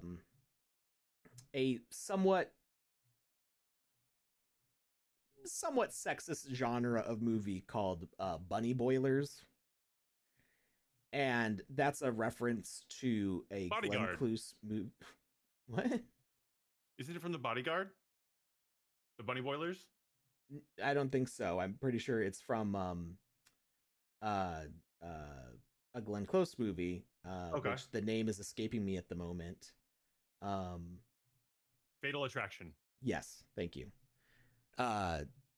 Where she the main guy, I can't remember his name, has he's got a family, but then he has an affair with Glenn Close, and he tries to break it off, and she's like super clingy and needy, and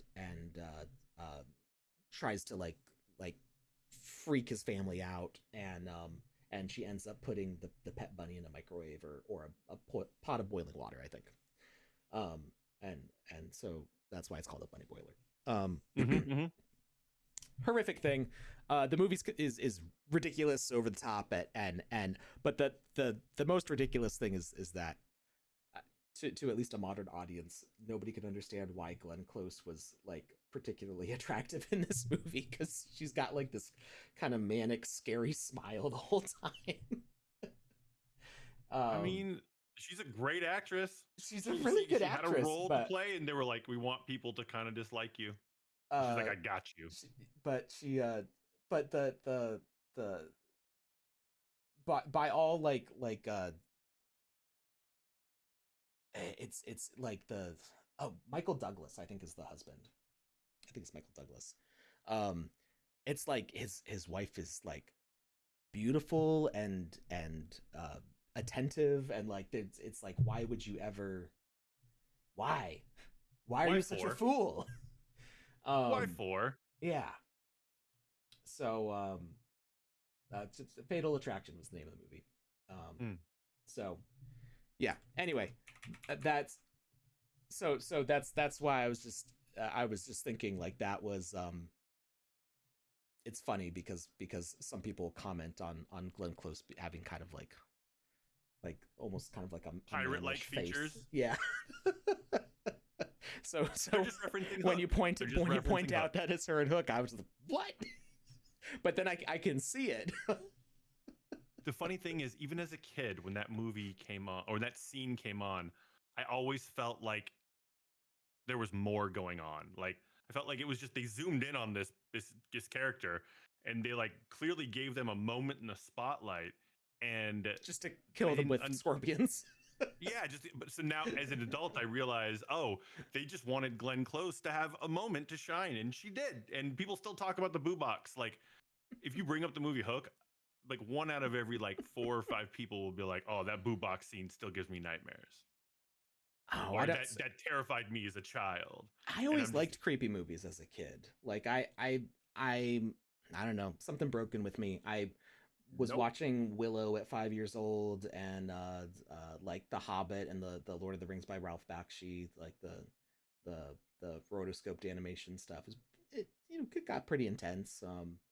I was always down for that. Indiana Jones, like it was my vibe. I always like that stuff. Seen Indiana Jones. My wife has never stayed awake through Star Wars. Same. Does she fall asleep when the scroller comes on? Not that early.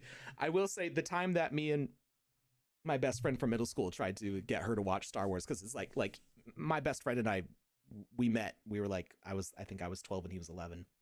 I don't know which one of us was which, because we both had both things. One of us was wearing a Lego shirt and one of us was wearing a Star Wars shirt. I had a Lego shirt and a Star Wars shirt back then. He also had Lego and Star Wars shirts back then. I don't remember which one of us was wearing which shirt, but one of us had a Lego shirt, one of us had a Star Wars shirt, and it was like you like Legos? You like Star Wars? We're best friends now. We're best friends.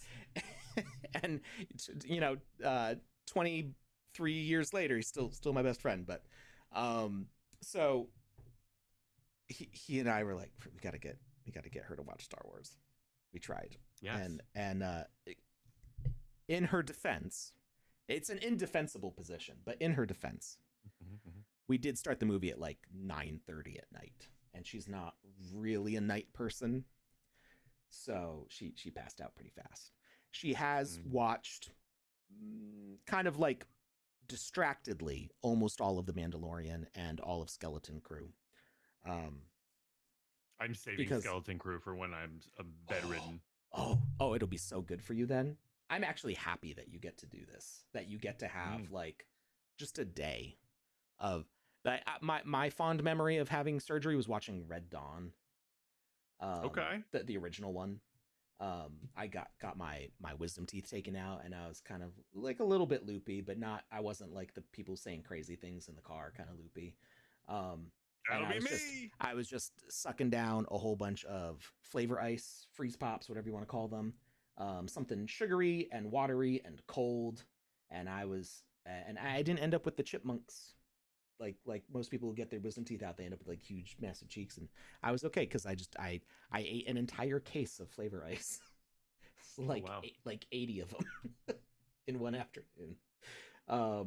And watched a bunch of movies, including Red Dawn. That was what I did. But no, I'm glad that you'll get time to watch that, because it is such a good show. Just everything good about the Goonies and E.T.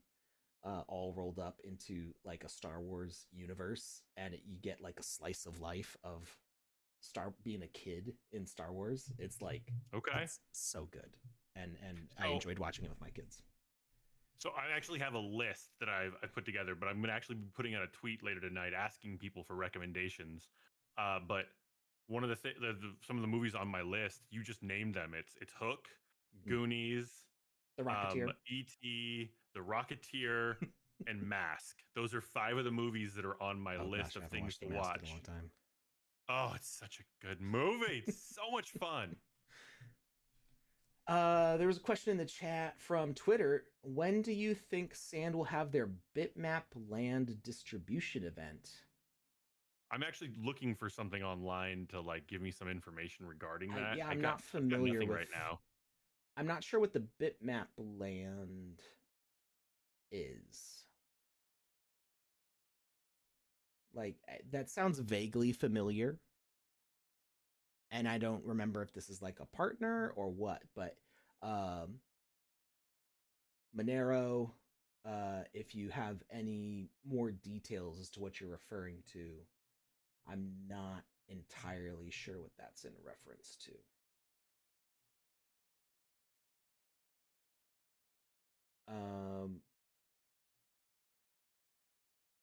ADJ, I missed when you said earlier, verify assets for the Black Hat. So yeah, you if you're not familiar, I think I said Dino. It's actually Collabland.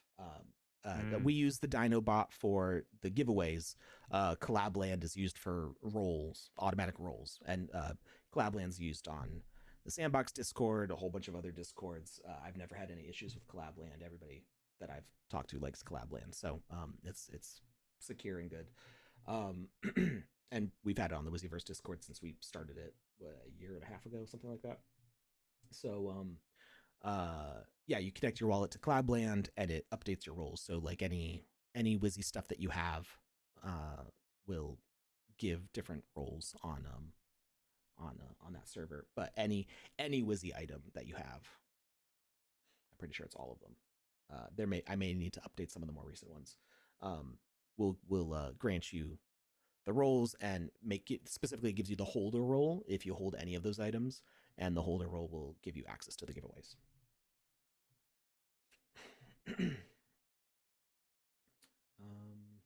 All right. So, back on topic.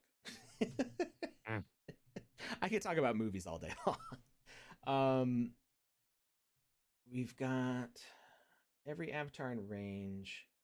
Enter message, none. Exit message, exit. So we switched this from rules to all. I really don't see how that would affect this. And then if we go to our gameplay, did we accidentally do something to our heads up display? Message send on game start. On player join, we get game start. And then in game start, displays all the variables. I don't see how that would break. That's pretty simple.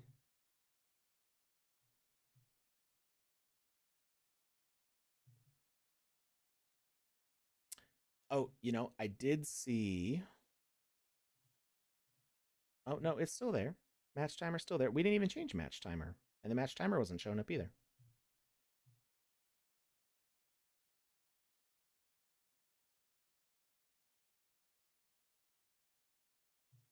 Start timer, game start variable, or time variables, match timer. Duration, value of fixed value, 60. Message to stop the rule. Message is none. Message to send is victory. And that ends the game. Nothing changed here.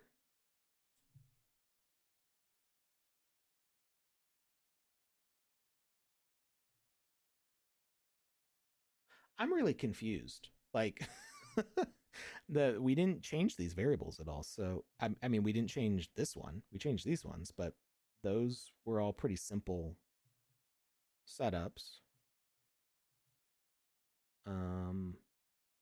Local, global. Rankings on lives and speedrun. This is not a complicated system here. So I don't understand how we broke it.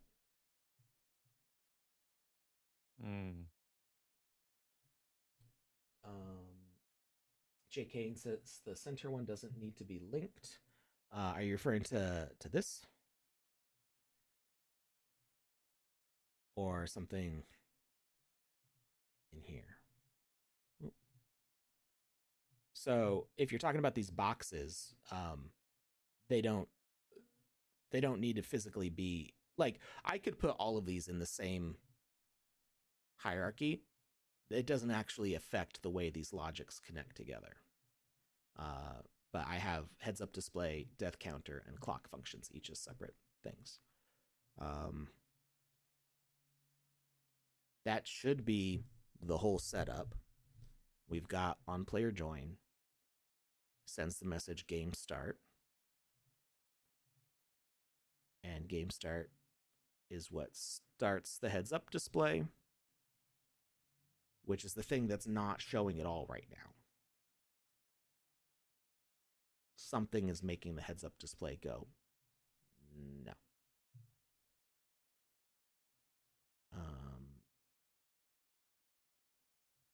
Maybe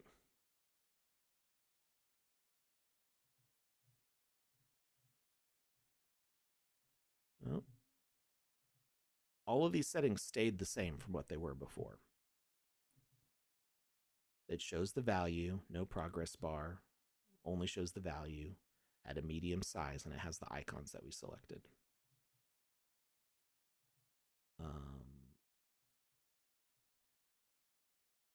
And it shows them.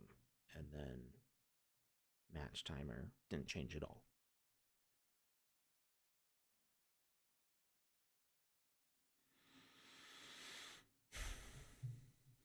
So something is making none of that happen.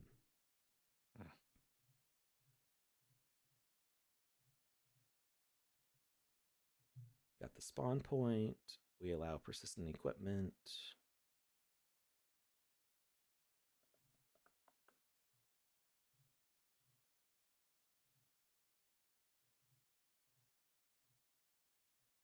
We've got the trigger volume. Nothing happens when we enter, but when we exit, it sends the exit message. Really, all I did was change this from rules to all. And this doesn't even trigger till we leave this space. I think I'm just going to hit save again. See what happens. And yeah, and republish it and see if it's magically fixed, because I really don't see what changed there that would make a difference. All those things worked before, and if this doesn't work, I'm going to change that all back to rules, but I don't think that should do anything. That makes no sense. Jay King says that center one doesn't need to be linked. That's what I was. Yeah, gotcha. I wasn't sure either, but that's what I was trying to figure out. Blue Tulip asks, you can debug this in Game Maker. It's not directly connected to Leaderboard. So the issue we're having right now is not even the Leaderboard. It's the gameplay variables are not showing up in the heads up display, which is worse than not having a Leaderboard. It means we don't have a game. There was no the timer at the top wasn't running, so the game would actually never end. So yeah, this isn't even Leaderboard specific. At this point, we're trying to see. We haven't been able to successfully finish a game to see if the new variables reset our Leaderboard or not, because the new things don't even happen. And I don't know why.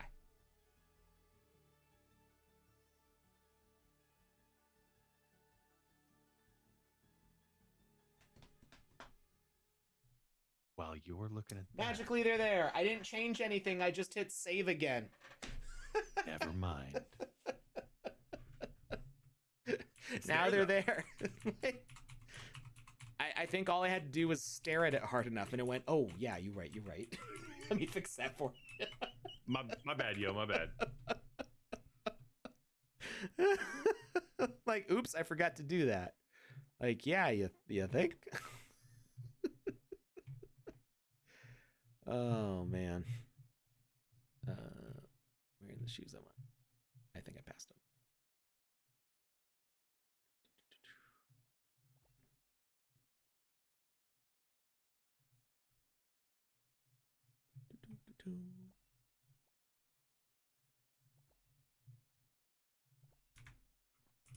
Hey, there's Blue Tulip.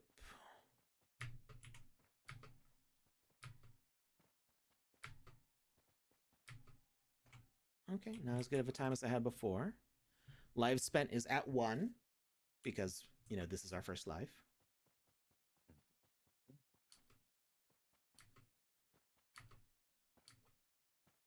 I think we can get a better time, though.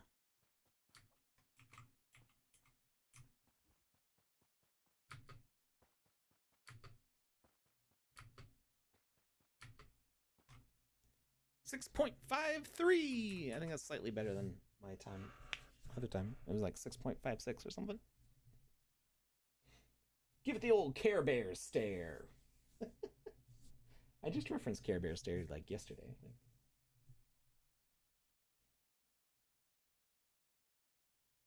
All right. 45 seconds. We got Blue Tulip running in here, and then I saw somebody else. Who else was in here? That'd be me. Ah. I can't see you right now.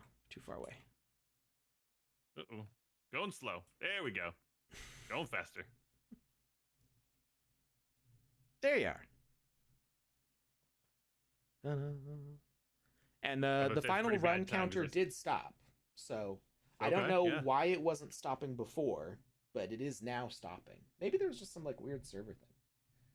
I see live spent 1, final run 8 seconds. Match ends in 10. Am I missing any displays on my end? That is exactly what you should see.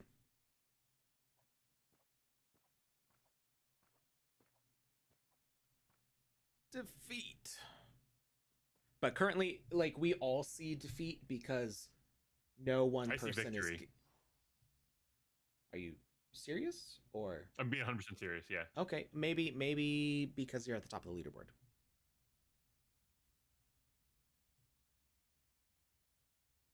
Or maybe because you're the last person who joined?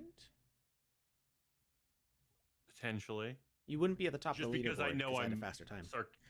I'm sarcastic on a regular basis, okay. and I constantly try to trip you up. I'm sending a screenshot over to the Alex stream just so you know I'm being honest here. I'm going to look at it, and it's going to be a lie. And he's going to be like, gotcha, made you look. Oh, yeah, no, he's jumping up and down. He got the victory. I see. Yeah, I see. Yeah, even says I'm in second place when I see position, though. It says results. We both had one life. I think it might be because you were the last person to join. So the victory message doesn't come to any one of us specifically. The victory message comes into the server. And that's a thing that I think I can fix by doing some logic stuff. But for right now, the victory is not being sent to a particular person based on any logic. It might just, any logic that I set up. It would be fundamentally the way it works in the Game Maker. Okay. This last time in lives looks good. Looking at the leaderboards.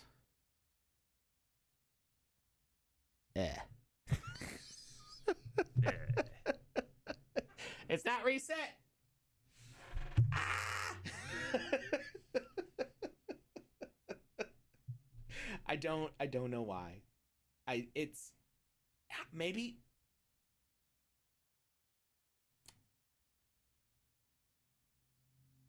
Yeah, I don't know where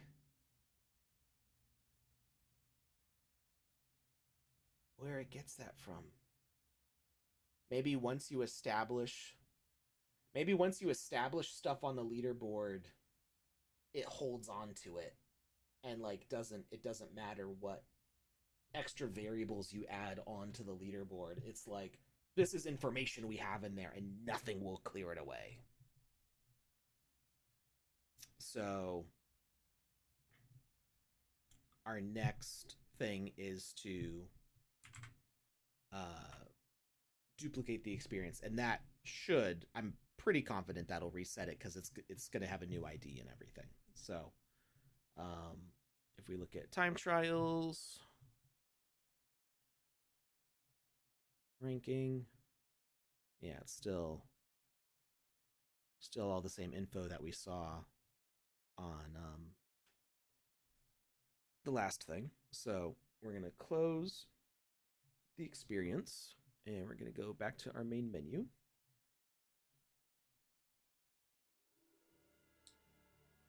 And we're going to go to workspace and we're going to duplicate it. Time trials version 2. Part 2.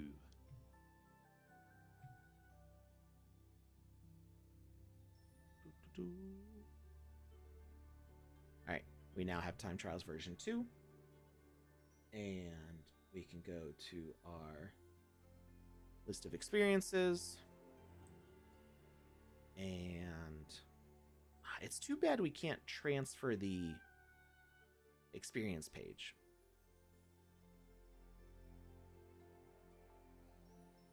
We do have to, I think, make a new page entirely. Yeah, have to create a page.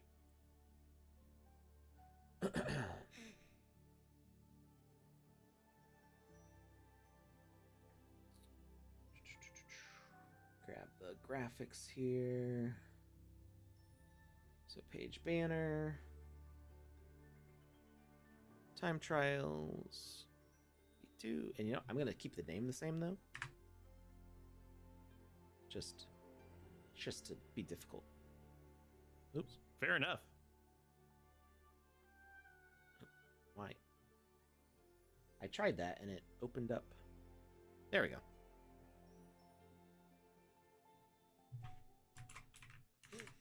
Time trial. Whoop. Stop it. I'm having issues typing right now.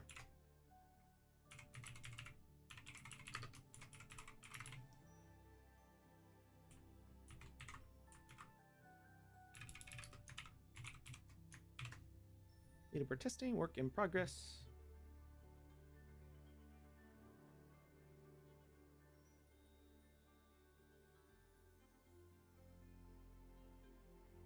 And theme is going to be gaming. And category is... I guess there's not a race. Just be obby. And save changes. So when you duplicate, it doesn't transfer everything over. An experience with the selected name already exists. Oh. It is my experience. Take that, time Alex. trials test. That makes perfect sense why that's a feature. Yeah. I don't know if you heard that, but I just popped my back something fierce, and I could hear it, and I'm wondering if you all heard it too. I heard a and I don't know if that was coming from your mouth or from your back. I think that was the oof was from my mouth. Mm. The sound of a million souls breaking was from my back.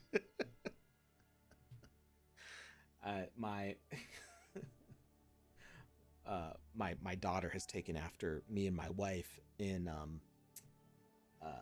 being snap, crackle, and popping. Mm. And so she'll just kind of like turn and you hear it as her like spine realigns. And we're like, "Are you okay?" She's like, "Oh, that felt good." She's 9. like, welcome to our world, young one. I mean, I was cracking and popping when I was her age too. Worse when I got into karate. And she's in dance now, so. And my wife did both, so. Your wife did dance and karate? At different points, yeah. They may have What a overlapped. Swiss at some Army point, knife she is. All right, let's go owner, and then do this one.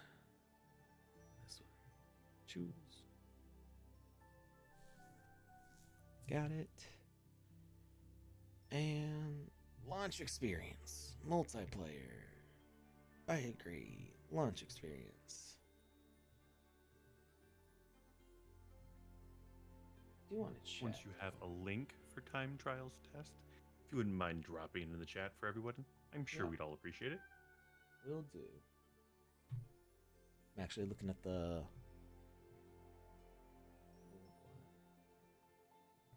Okay. View page. In the chat. And... hit play.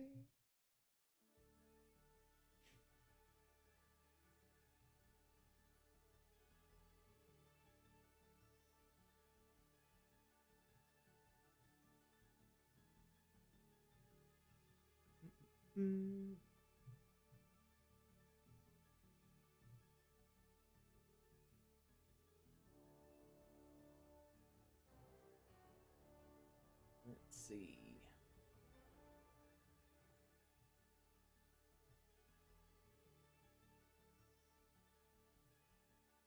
And the page does not show a leaderboard yet, because there is no leaderboard yet. So I mean that's... Whoa, my mouse. Oh, there. That was weird. My mouse got like locked into the sandbox with the other window in front. Oh.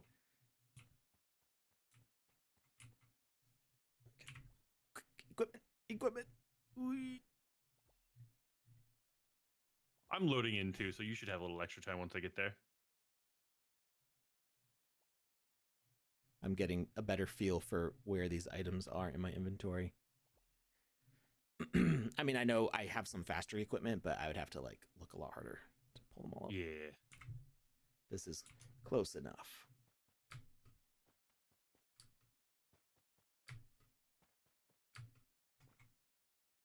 $6.6.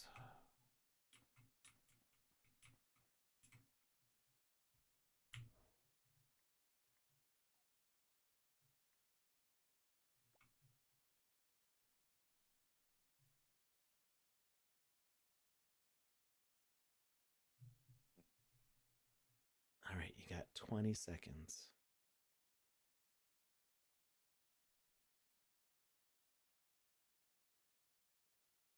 And my running didn't turn on.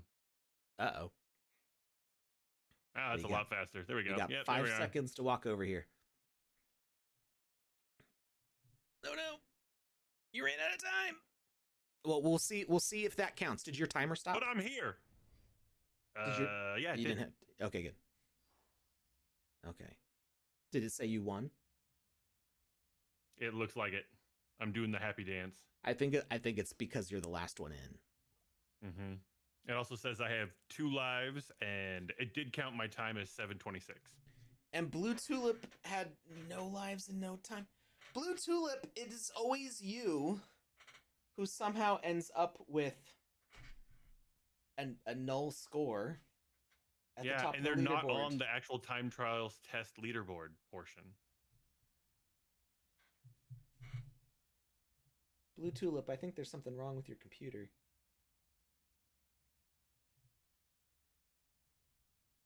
Go to the next screen. Oh, they didn't after show results go to ranking. Wait, Blue Tulip, did you cross the finish line? Why does it show you in first there but not on here at all? If you go back to the game client, and go to the next screen, go to the ranking screen, they're not on there at all. Oh, wait.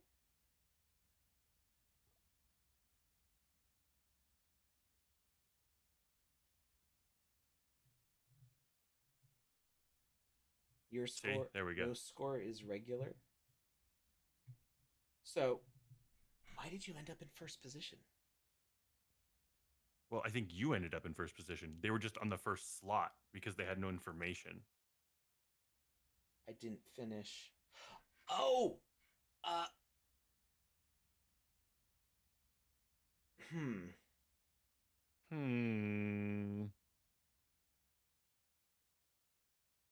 It's weird that it puts you at the top if you didn't finish. But when you get to ranking, they're not even there, though. I think that's the important distinction right there. So I think the issue is the way we're triggering victory.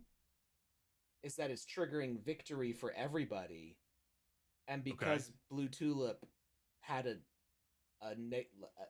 had no score on the leaderboard, it's just null, which null would be like equivalent to 0. So it's like, oh, those numbers are lower. So I think it's because I'm triggering victory not to a specific player. So what I need to do is run a comparison and say this person's the winner. A little A/B testing. Yeah, and I think we can try to set that up. How much do you need to get out of here? We got time. I got a few more minutes. Yeah. Okay. All right. So we successfully know that worked for resetting the leaderboard. So if you want to reset the leaderboard, you have to duplicate your experience. It will clear your analytics, but now you know. So if you got weird times in there that you're like, this is messing everything up, it would be nicer if we could like look at one and be like, that can't be right. Get rid of that one. Like, how did you run the race in 0 seconds? That's you shouldn't be on the leaderboard. And that is actually something that we could check for also. So in our victory thing, like, okay, we know that with all my speed equipment on and not even max speed, I can get like 6 seconds. I know somebody could run a lot faster than me with more speed equipment, but I don't think they'd be able to run this whole thing in 1 second. So I could say that in order to claim victory, you do have to be over 1 second. Yeah.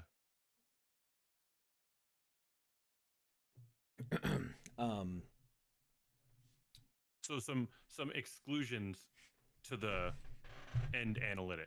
Yeah. So for you to be included in X, you have to at least complete Y. So what I guess we should do like a little painting here, and figure out. Oops, sorry, Lucas, I froze you. Little full screen error here. There we go. We're gonna do a little flow chart. Let's do it. You know things are getting serious whenever Alex busts out Windows Paint. Reset should be a button on the leaderboard. I have explained that to the team, and I think the team is aware. It's just leaderboard wasn't a feature that was publicly available before, and then we just kind of were like, yeah, let everybody have it, but like the feature's not done yet. So we know that we've got our start and our end, and people go from there to there, right? We start the timer when somebody leaves this space. Start timer. And we end the timer here.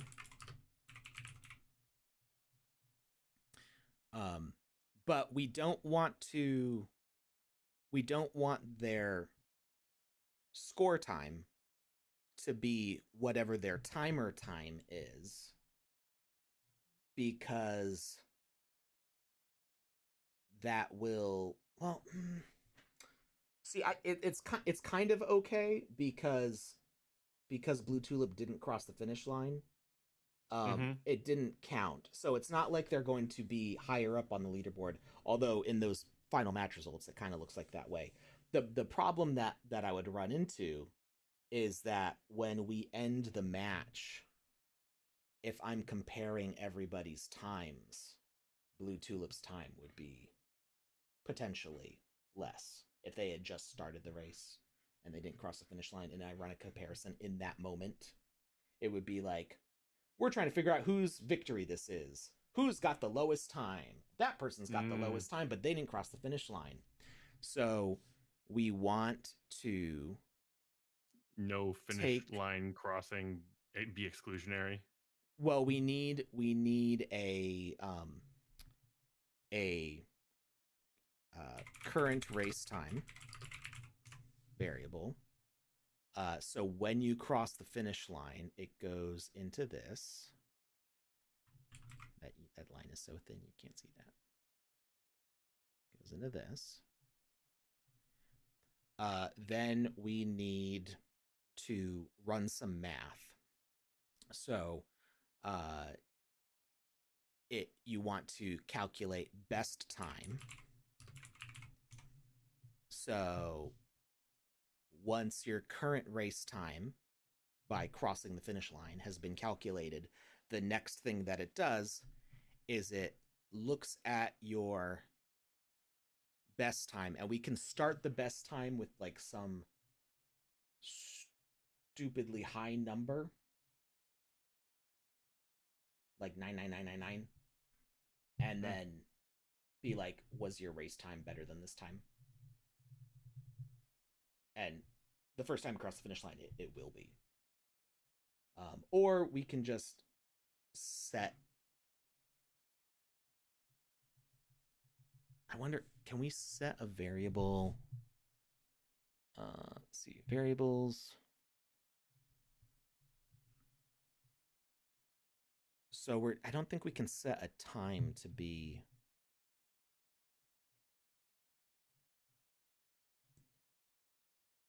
Yeah, so we'll call it best time. Because if you run a comparison, it's always going to be. We can check if it's 0, and if it's 0, set the time. And if it's not 0, set whatever the better time is. Okay.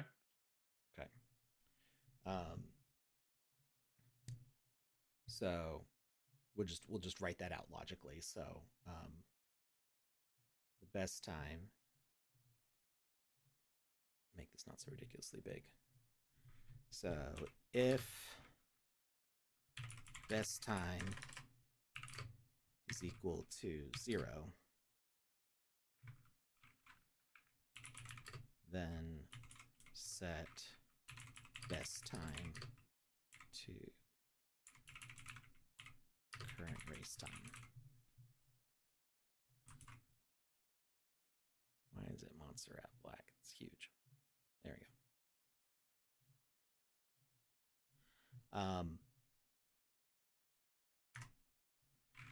And then, speaking in coding terms, else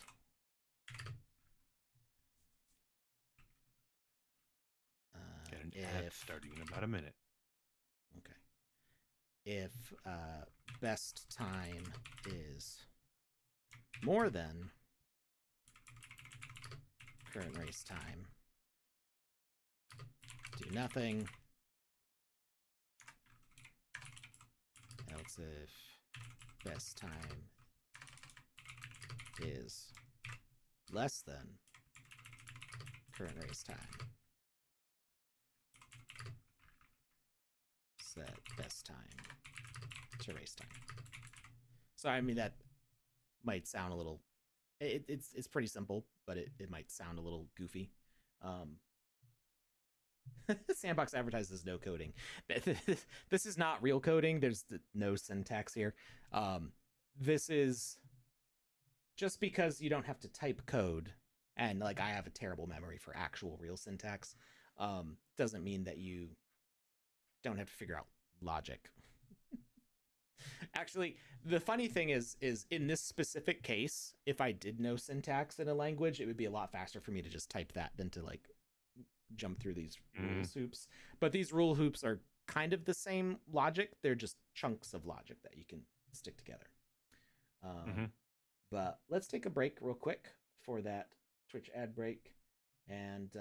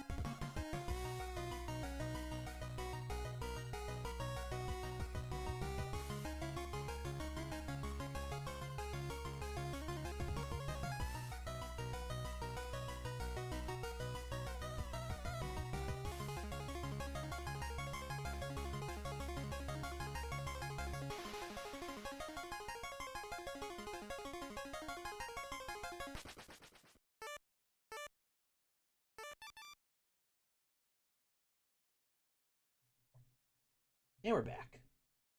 All right.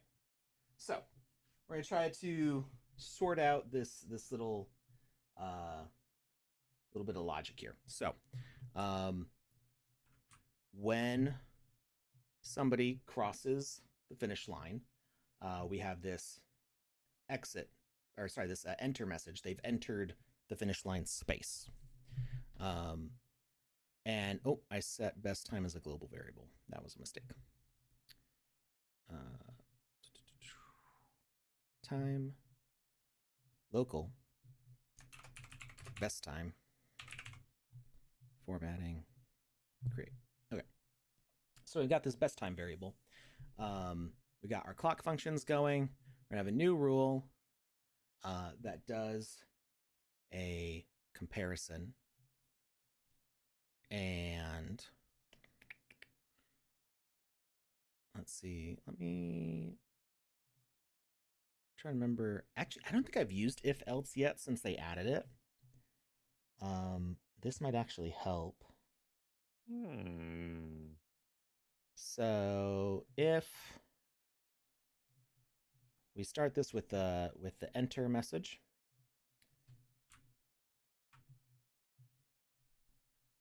and true false value.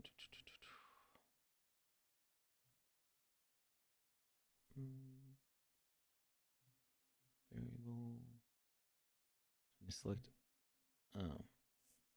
So this is only in true false cases.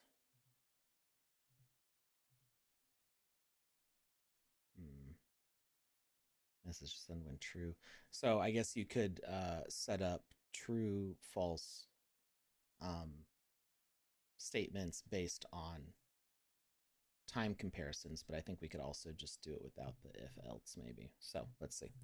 We're gonna compare numbers. Space Bamboo says maybe branding the racer before starting. Branding the racer? Yeah, does that make sense to you? Because I was a little lost by that one. I'm not sure what Space Bamboo what you mean by branding. It could be an autocorrect situation. So I think what would be kind of simple to do is if we said that their time was 99.99 seconds, like that would be higher than most speedruns. It would actually be longer than the time that we have on the game clock, although the game clock does reset every time a new player joins. So in theory, somebody could be going really, really slow, and then they would get an artificially elevated score by that, unless we made it something like we could set the time to like 9 hours or something ridiculous. And then they would never get to the top of the leaderboard. They would be at the bottom of the leaderboard, but yeah, I mean, it would take more effort to get that ridiculously high time. We could make a new thing. Slow running. Who can take the longest time wins? Who can take the longest before the server times out? You know, you might be onto something there. Well, there who is can explore the most of the map. Well, there are 100% runs, and there is also what's called like fewest step runs. There's some really weird speedrun categories. There's like fewest of a certain button press. Like, can you get through this entire game without jumping? And sometimes that's really hard, because sometimes even like in a tutorial level, they're like, you got to jump over this thing to complete the tutorial, and speedrunners are like, what if we found a way around that? What if we do some back roll and rub our shoulder into this corner of a wall until we pop through reality and end up on the other side of this thing? I think it's I think Super Mario 64, there's a category for fewest number of jumps. Interesting. Which, you know, the name for Mario in Japan was like Jumpman, so it's like really. Wait, was it really? Yeah, that was his original name. That's funny because I have one of those. It looks like a Game Boy, but it's not. It's the Game and Watch. And no, it's still like a handhold console thing, but it's just clearly like a black market version of a Game Boy.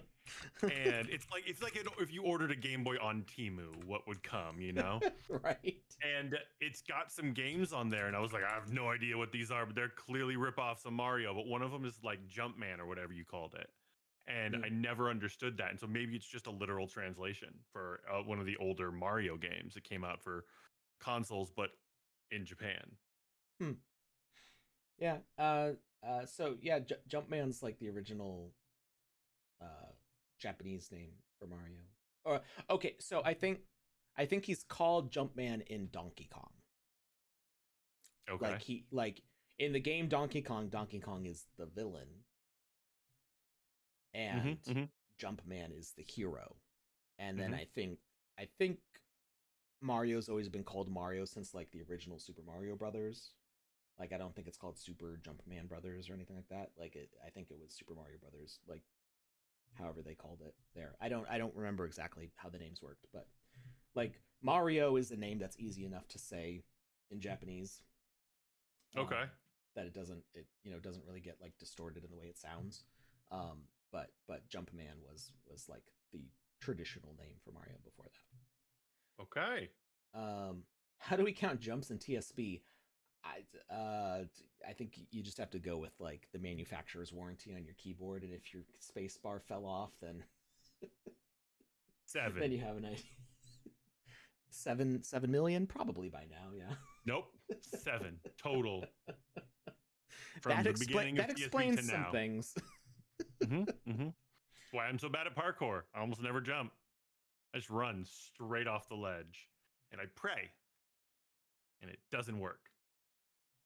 Dream Killers. Oof. That's a rough name to call yourself. Yeah, Space Bamboo, if you have any clarifications on like your question, that might help. I'm not sure. Are you asking maybe like if we define the player's name as a variable, which I don't think that we need to do. We're just because the game knows like who scored what, so it will show up on the scoreboard. And we're using all local variables, so everybody's scores are like separate from each other.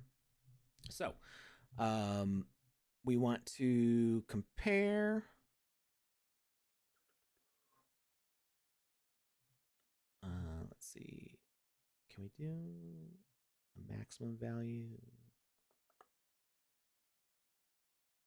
Here we go. So we don't have to compare if it's true that it's 0 or not. We can just see is the minimum value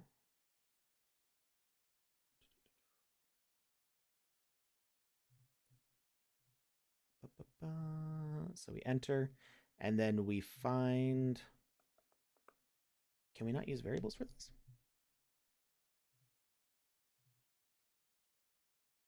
Minimum value. Okay, there we go. So the minimum value is a fixed value of, we'll say 2, because I don't think it's possible to traverse the map in under 2 seconds. Okay. I completely agree with that. Like, even with all the speed equipment that I had on, I was probably like half of the max speed possible if wearing all speed equipment. And even if you cut my time in half, which is not how much your speed boost would be if you got maximum speed boost value, 2 seconds is still too long to cross the entire diagonal of a map. And then we check if the maximum value is under the best time. So maximum value is the variable of, oh, it has to be a decimal time? Well, that doesn't work. Can we not compare times? This might not work at all. If we can't compare times,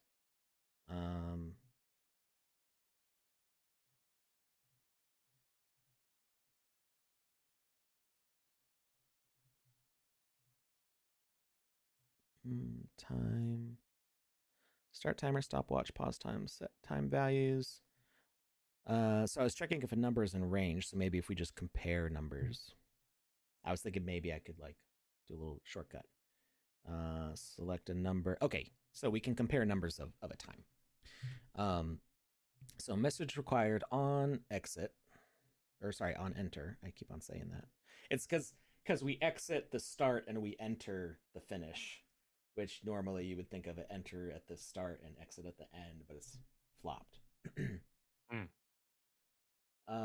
say that one more time. Enter is the end and exit is the start? Yeah, we exit the start and we enter the end. Okay, no, that actually makes sense. You're exiting the field that gets things going, and you're entering the finish line when you're done. Yeah, but it doesn't make sense if you like think of the volume of a land and you enter the space and exit the space, and it's just it's not that complicated. But whenever I like go, I think exit first, and I go, wait, no, it's enter. I catch it, but it's easy to miss. Okay, so number variable to compare. So we're looking at the best time. Player needed. That's fine because they crossed the finish line. That's the enter. And if the best time is equal to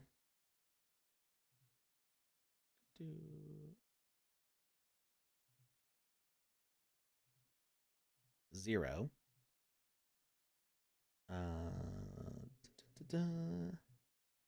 then message to send is that we want to set the best time to the current race. So we're going to say first run is our message. And then we want to set replace variable values. We're going to set number value. And first run is our message. And we're going to set the best time to I'm gonna fix these variables. We're gonna set the best time to time, local, and this will be current run. And okay, we're gonna delete our speed ruin, as funny as it is. Maybe that's what we'll just call this game, speed ruin. I mean, make it official. It's right there. Okay, so that's now current run, and this should be current run. And current run. And in rankings, we're gonna get rid of these for now. Okay. So we've got our current run. Our current run is going. And then when we enter the finish line, it goes, hey, is your best time equal to 0? And we go, why, yes, thank you, it is. This is my first run. And it goes, oh, it's your first run? Well, we're going to set your best time to whatever your current run was.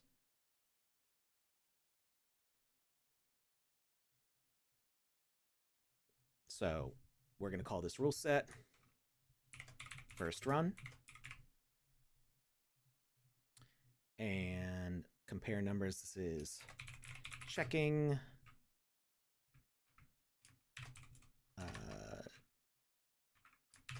best checking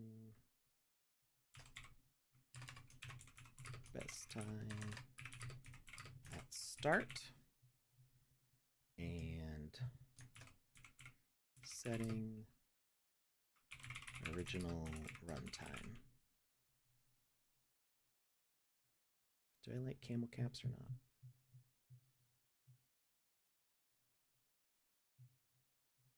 I like my capitalization being consistent when I go back and read through things. I do the same thing. It's like, it's just a little formatting thing. It makes it so much nicer to read later. Mm-hmm. Okay. So now we've got this little rule here. And we're just going to nest it under here. Nice and tidy. And now we can duplicate this. And this is going to say, hey, they've entered. Is their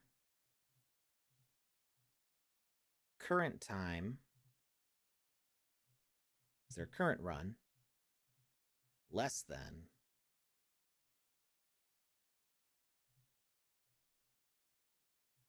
their best time? So the first time you run, your best time's at 0 because it hasn't been set yet.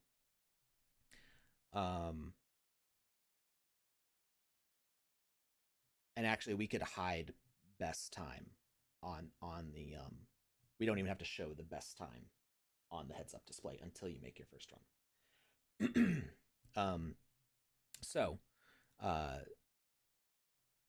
once you've made that not 0 anymore, this first run will never be true again.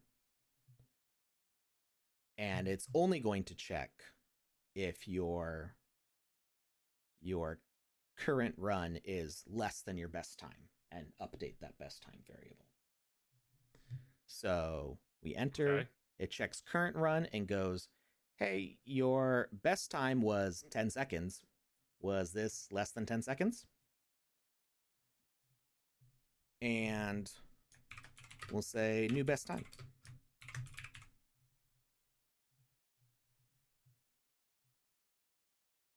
And new best time sets best time to your current run. And so that will only drop it down if it's less than. It won't raise it up. It'll only drop it down if it's less than. Yeah. Got it. New best time, or we'll just say new record. And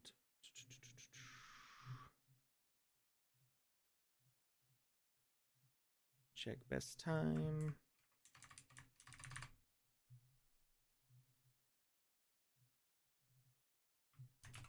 Setting new record.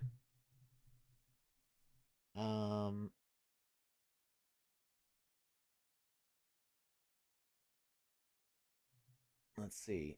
Now, does ranking? I think ranking only lets you set one message. Oh, yeah, we're going to set that with something else at the end when the victory happens. I feel like it's better to update the leaderboard at the end of the game than throughout the game, because then you're just sending more messages to the server, and that might not be. Seems unnecessary. Yeah, we're just gonna see like what happens at the end of the game. I mean, I guess there's the case of like somebody leaving the game, but most games that you play don't give you a score if you leave the match early anyway. It's not like, oh, here's what you did do during that match. It's like, no, you left. Try sticking around next time. The match is only a minute long anyway. So we've got. Let's test it. No, we're not ready yet. We're not ready yet. I know. You've got something to do, but. Yeah, that's fine. Do you think? Don't mind me. We gotta check the score at the end of the match to see who the actual winner is, so we don't end up with somebody scoring weird. So, oh, we also need to do the heads up display. So, heads up display. We're going to duplicate this. We're going to leave these. These get the question marks, which means that they stay as whatever they were. And this is first run.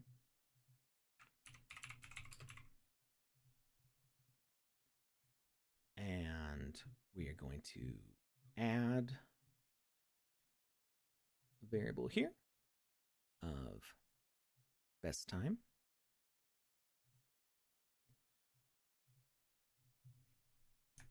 Best time. And I guess we could use a clock again. We're already using the clock. I don't know if there's a better option.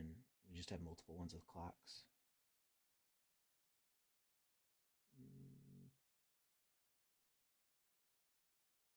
Oh, we could do a checkered flag.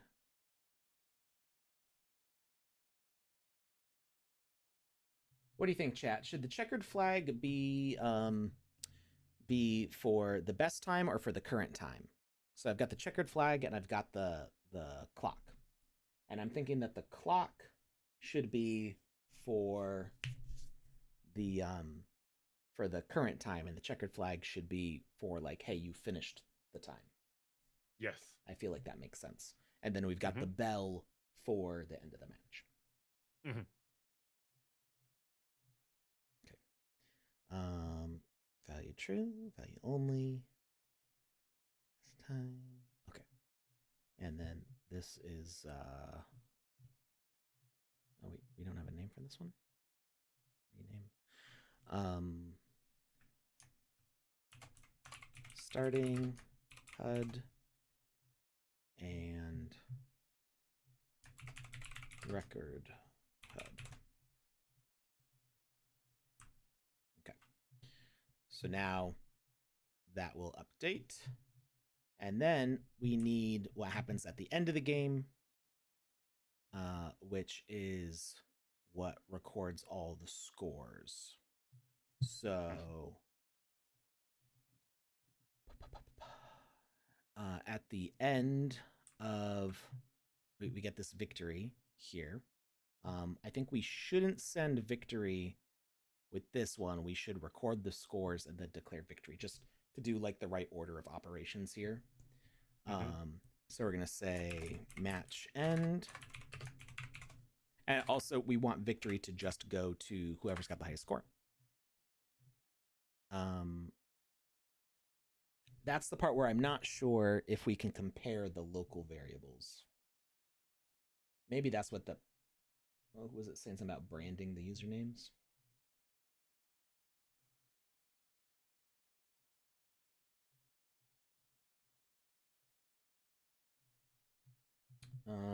So let's see, rules.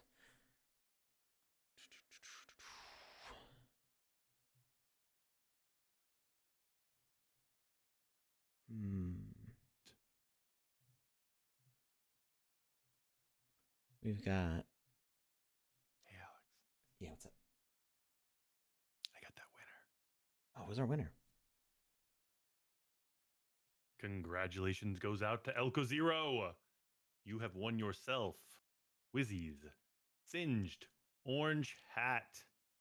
Congratulations, my friend. It might need a bit of a dusting off because we haven't given one of these away in a while, so it's just been sitting on the shelf waiting for you. But you know what? The wait was worth it. It's now yours, and Alex will send it on over. You don't need to do anything. We have your wallet address. We have your information. You just need to sit back and let it just come to you. That being said, congrats. Enjoy and wear it with pride. Congrats. All right. So honestly, I don't know how to check or if it's possible to check people's scores versus each other. And this is this is why um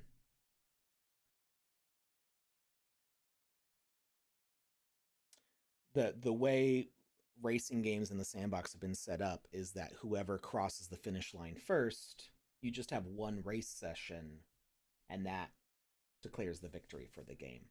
So I kind of think that we might not be able to get around this part, because I don't actually see a way to compare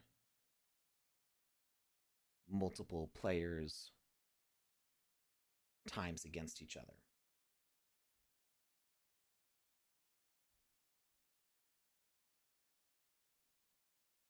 Like, as I'm thinking through like what options we have, like we can set a player name.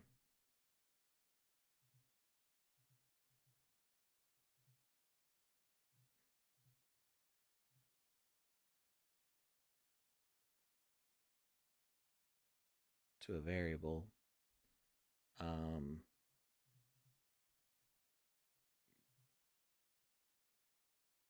And like there's no, like we can't do it to arguments in here, so there's no way to like transfer them through messages to each other.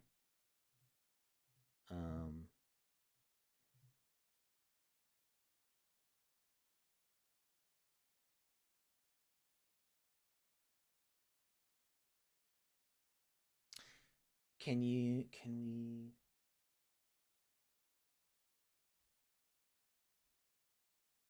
maybe we could compare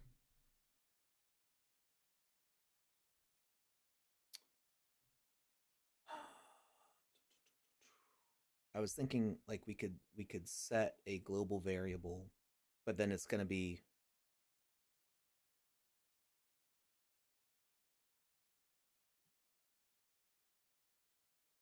if we use a global variable to store what the best time is, then it's going to keep on comparing people's times off the global variable. So if their best time is higher than the global variable, they're not the victor. Yeah. Okay. Yeah, that makes a lot of like if you surpass this, yeah, then you're just basically disqualified. It lumps you into the not winners category. The losers. There you go. That's the word I was looking for. All right. So, all right. So enter is also going to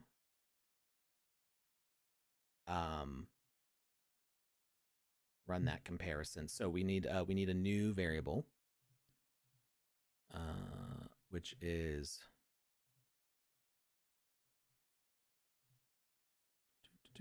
time global.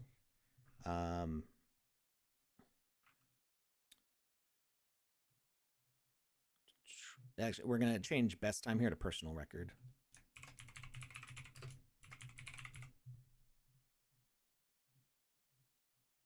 And time global is best time. Create. Let me make sure I'm still happy with these names. So personal record is through current run. Checking personal best time. Adding new personal record.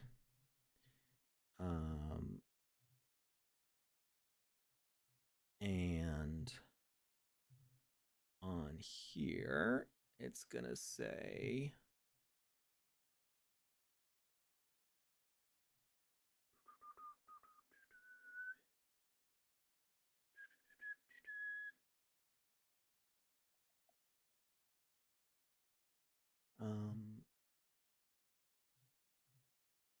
personal record.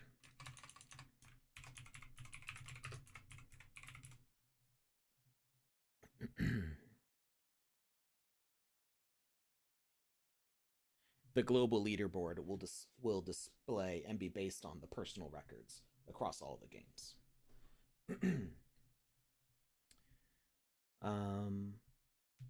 And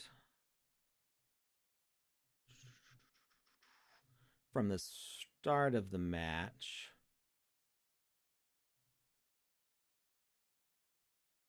we do want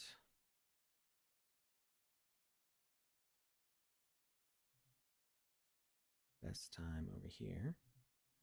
Select the variable, best time global, best time, and we could put the player's name in this spot also. Best time is going to use the little, there's a little metal icon here. And we also want this to be pass through and this to be pass through. And progress bar, best time.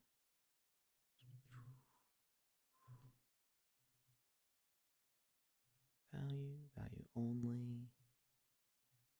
Okay. And then we're going to add another variable, which is going to be text.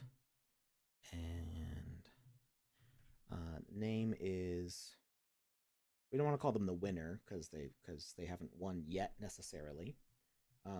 Top player. Fastest player. Try hardest. There you go. I was going to say something, but it's not as good as that.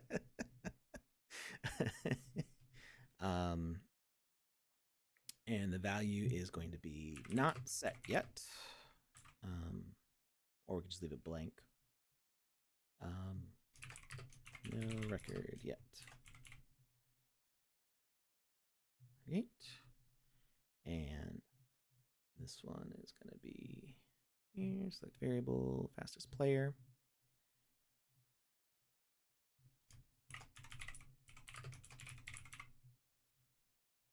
And what icon should we use? There's a little person icon. We can use that.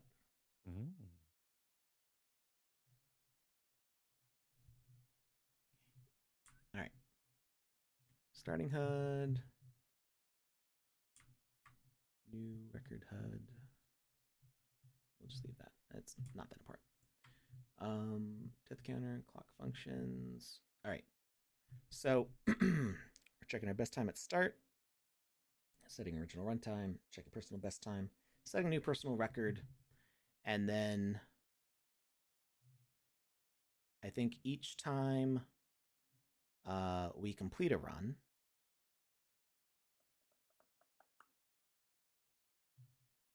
best time to start, runtime. That's when we enter, cross the finish line. So we're going to have a rule that actually it would be kind of the same as this comparison rule. So we're going to duplicate this. Required message is enter. Number to compare is our current run to see if it is less than the best time.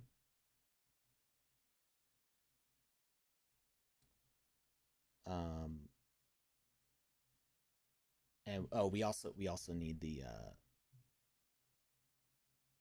we need to do this at the start too.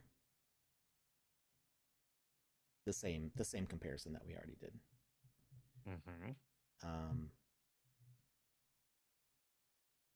I'm actually going to move these below here.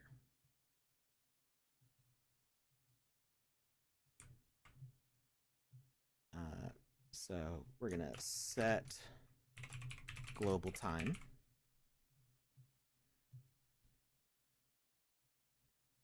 So if the global time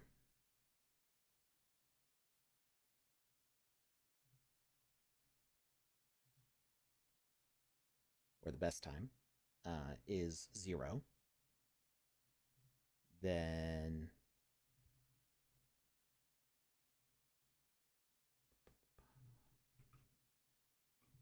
new or first run ever.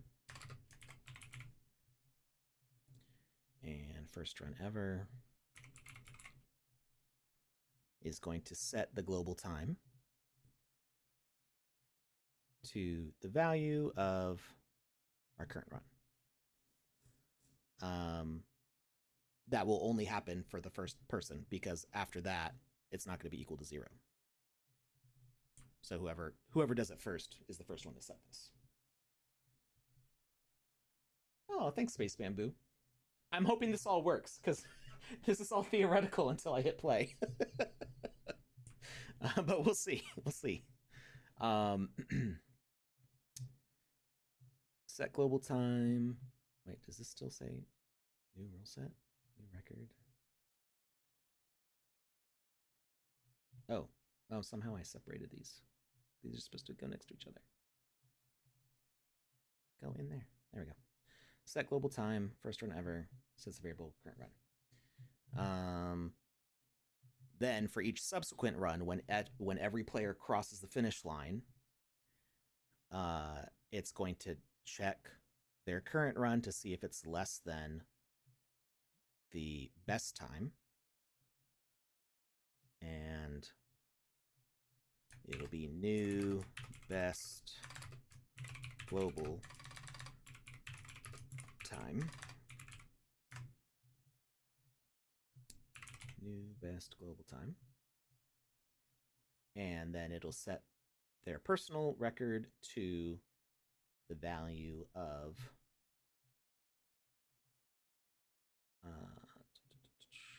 their current run.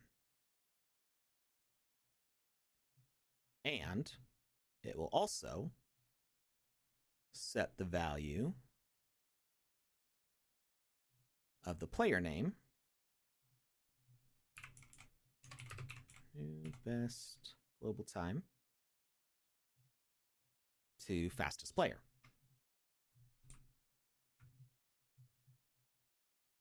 And then for our victory, but wait, there's more. Our victory will match end. So when match end starts,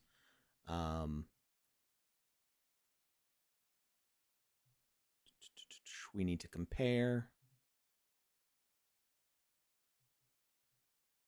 if your current run,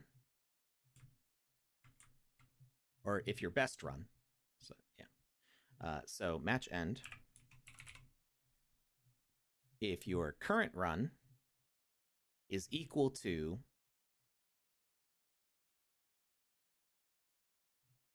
the global best time,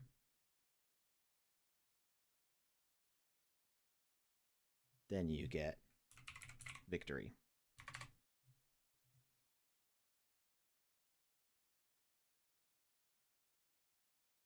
It says player needed. I don't know. I don't know if that'll work.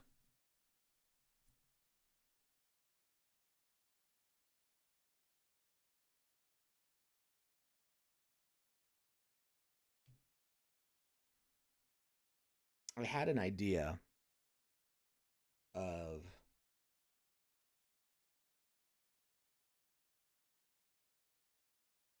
like teleporting players to another location for the end of the match, triggering certain things. This may or may not. Why don't we keep it simple for now? Yeah. So if your current run is equal to, not current run, if your best run, personal record, if your personal record is equal to the best time, then you get victory. And that should be it, I think. So now for ranking,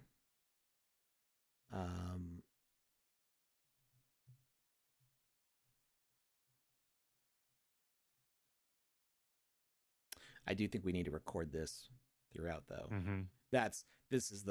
That was why I was thinking of teleporting everybody to a different location for the end of the match, was to make this trigger. But I think we can still have it I think we can still keep it this way for now. If we need to improve it, it might be the teleporting at the end of the match would be to put them in a location which will lock in their scores. I was gonna say, is there such a thing as like in the sandbox? Is it possible to make it so that somebody can go through an area then they can't go back, like an invisible wall that you can go one way through but you can't go both ways through, like lock them in the finish line area once they get there? Sort of, but we don't want to do that with this because the idea is that you could keep speed running it and doing it over and over again. Gotcha. So yeah, but there is definitely a way that you can do that, like with like teleporting and stuff. I mean, we could, you know how we have the exit for our starting line? You could have a player exit, teleport them back into the middle of the room. Like they walk through the door, that sends the message to teleport them back in the middle, so they just keep on going in a loop. Gotcha. So you could do something like that. But yeah, let's keep this as enter, and then we've got lives, and actually I didn't really like the lives being that way.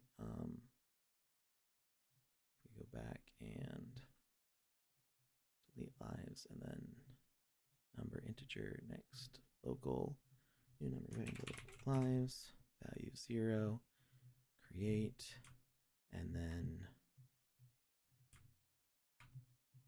select variable lives. Oh wait, no, it's supposed to be deaths. That's and we still have the skull and crossbones for it.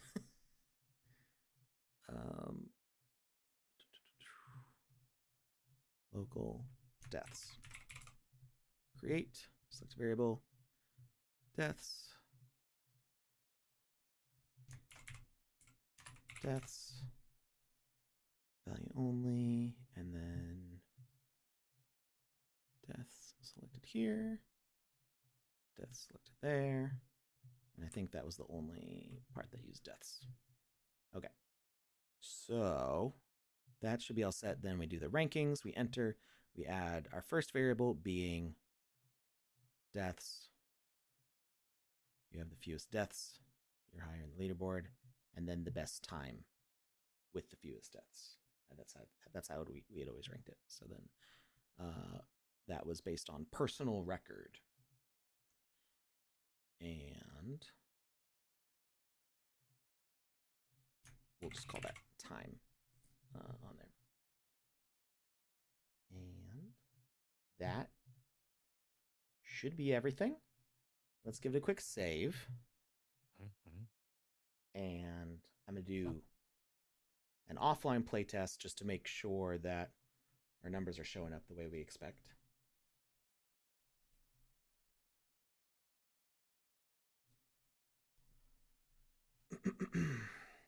This is perfect time because I got to go in about 10 minutes. Let's go! Save faster! Okay, match ends. We got deaths, we got current run, we got best time wasn't supposed to show up yet, but that's okay. Current run has started. It's counting. That we fell. We got a death. That's all right. We still got 30 seconds. We can make that. Current run.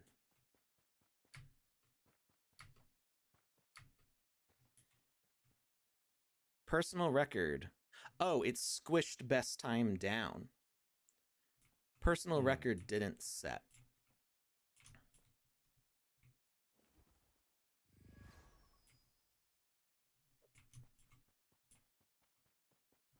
Oh, I'm gonna run out of time. My match is too short. Personal record still didn't set. All right. So it's a good thing I didn't push it to the game client. Push it to the limit. Why didn't personal record set? So we've got our first run. Maybe it doesn't like that 0.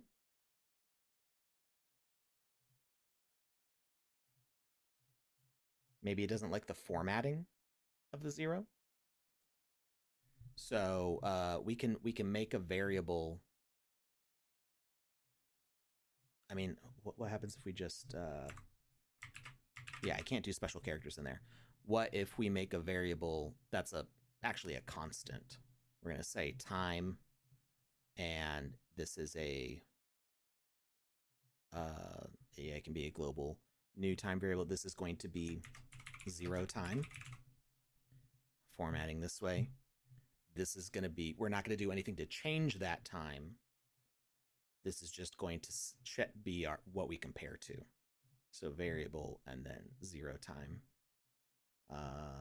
And then we need to find anywhere else we used it. So equal to 0 variable, select 0 time. And that's just a less than that time, less than that time. New global time. Compare numbers at the end of the match. I think that should be good. All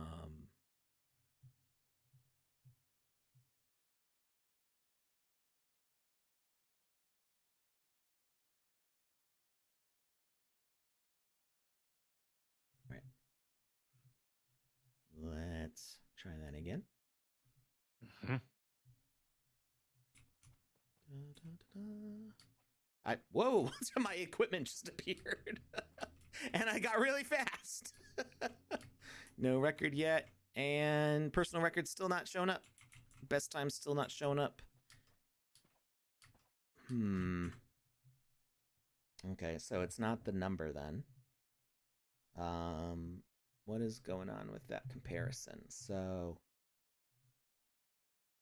player interaction needed. I mean, that starts the process. We enter, and that's what sends that. This rule needs access a player ID to work. The rule will get a player ID when it is triggered by a player interaction, i.e. by interacting with a game object that contains a volume trigger, speaker, or asker. I think this should carry on into this.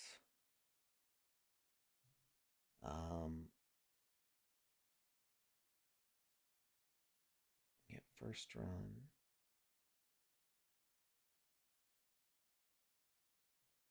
Personal record gets the variable of the current run.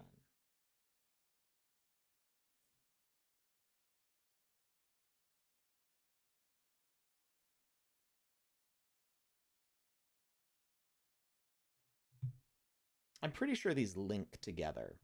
Like, I don't think we need to interact with something to make this do this. Okay.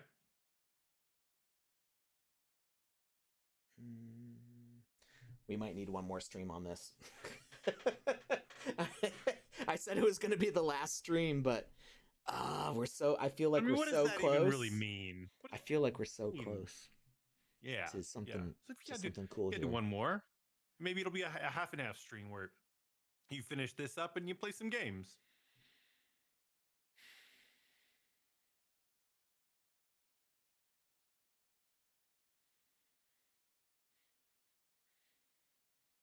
I mean, well, let's do. Yes. What if I just set this to?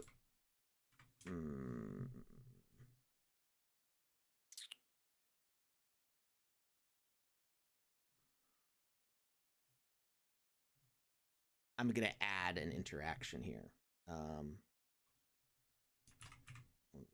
So use A1 here, and then at the finish line, I'm gonna see if that does anything when I interact with this tree.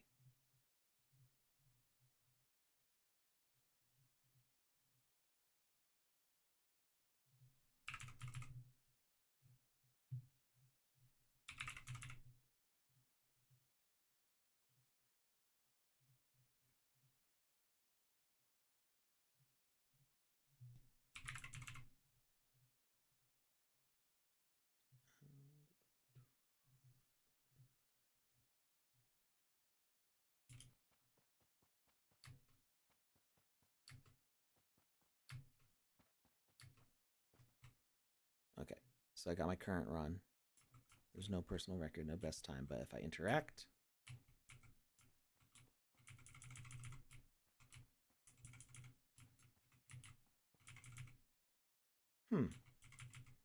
I would have thought that would have done something.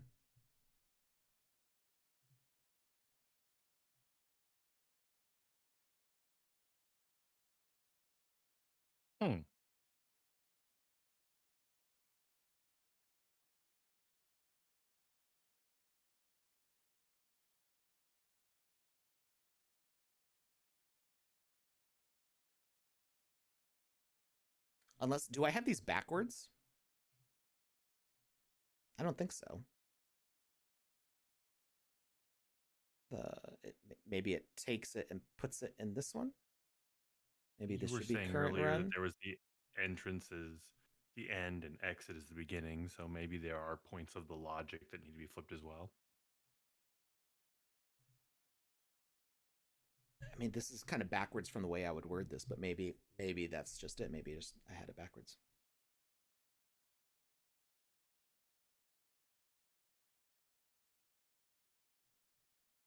Okay.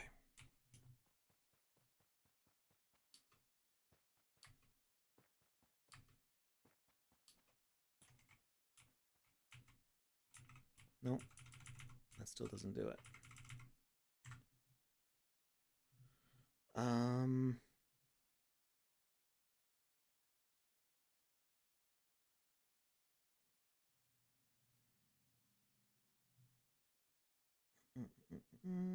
Broadcast type. Set it to rules.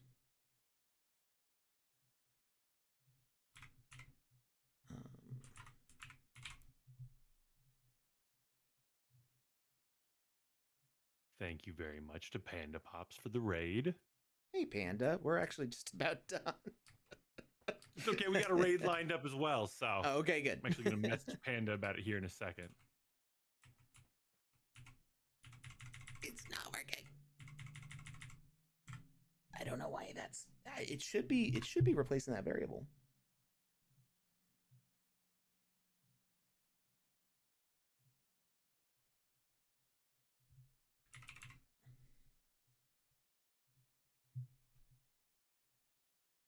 First run should be replacing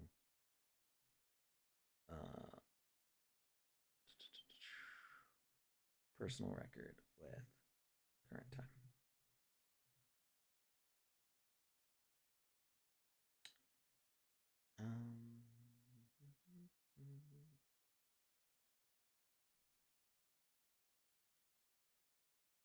Any news on the Attack on Titan land sale? The t-shirt will be sent. I'm not sure when. There was a form that got emailed out for like shipping info. I don't remember if that said when the estimated shipping time was. You did get the form, right? I filled out the form, but I haven't got my shirt yet.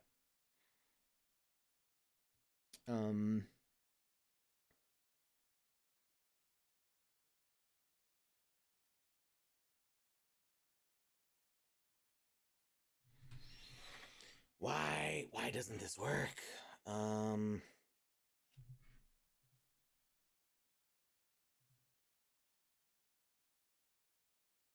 I don't know what comparison duration means. What is this rule compares the value of the number variable with a number, selects the incoming message to trigger the rule, select the number variable to compare with the number value, select a condition to compare, select the number value to be compared with the value of the number variable. You can decide from which source you want to get the value. Each variable has its own value. The logic box will use the value of the selected variable. Message argument. Some messages contain values via arguments. The logic box will use the value of the selected argument. Messages that have an argument are shown in yellow. Fixed value, enter a value yourself. Define how often the condition is checked, either once or constantly. Once the rule will check the condition once at the time the moment the rule is triggered by the incoming message. Constantly, the rule will always check the condition until it is met. The logic box is not required. You can set your preferred option. Select the outgoing message to be sent when the condition is met. This logic is not required. You can set your preferred option. Okay, that all is what I would expect. This rule replaces the value of the number variable with another number. Select the incoming message to trigger the rule. Speaking of an incoming message, we've got an incoming ad break in about now. It hasn't started yet, but it will start soon. Who are we ready to raid? Because maybe we should just continue this next time. I am ready to set a raid in. If you are ready to go, let's go ahead and raid. I don't think I'm going to get this right this moment. Saturday, if I can figure something out before Saturday, then maybe we'll go through with it. All right. Thanks everybody for watching. I think we got a good setup here. I think we do too. We'll see. I'm just not sure why these variables aren't crossing over. So next time, the actual last leaderboard experiment. Thank you, VVox. Thank you everybody else for watching. Have fun raiding. I don't know who we're raiding. Have fun raiding. We're going to be raiding Mad Maddie. Hey, Mad Maddie. All right. Have fun with him. And we'll see you next time. Bye, everyone. I'll see you when I'm back.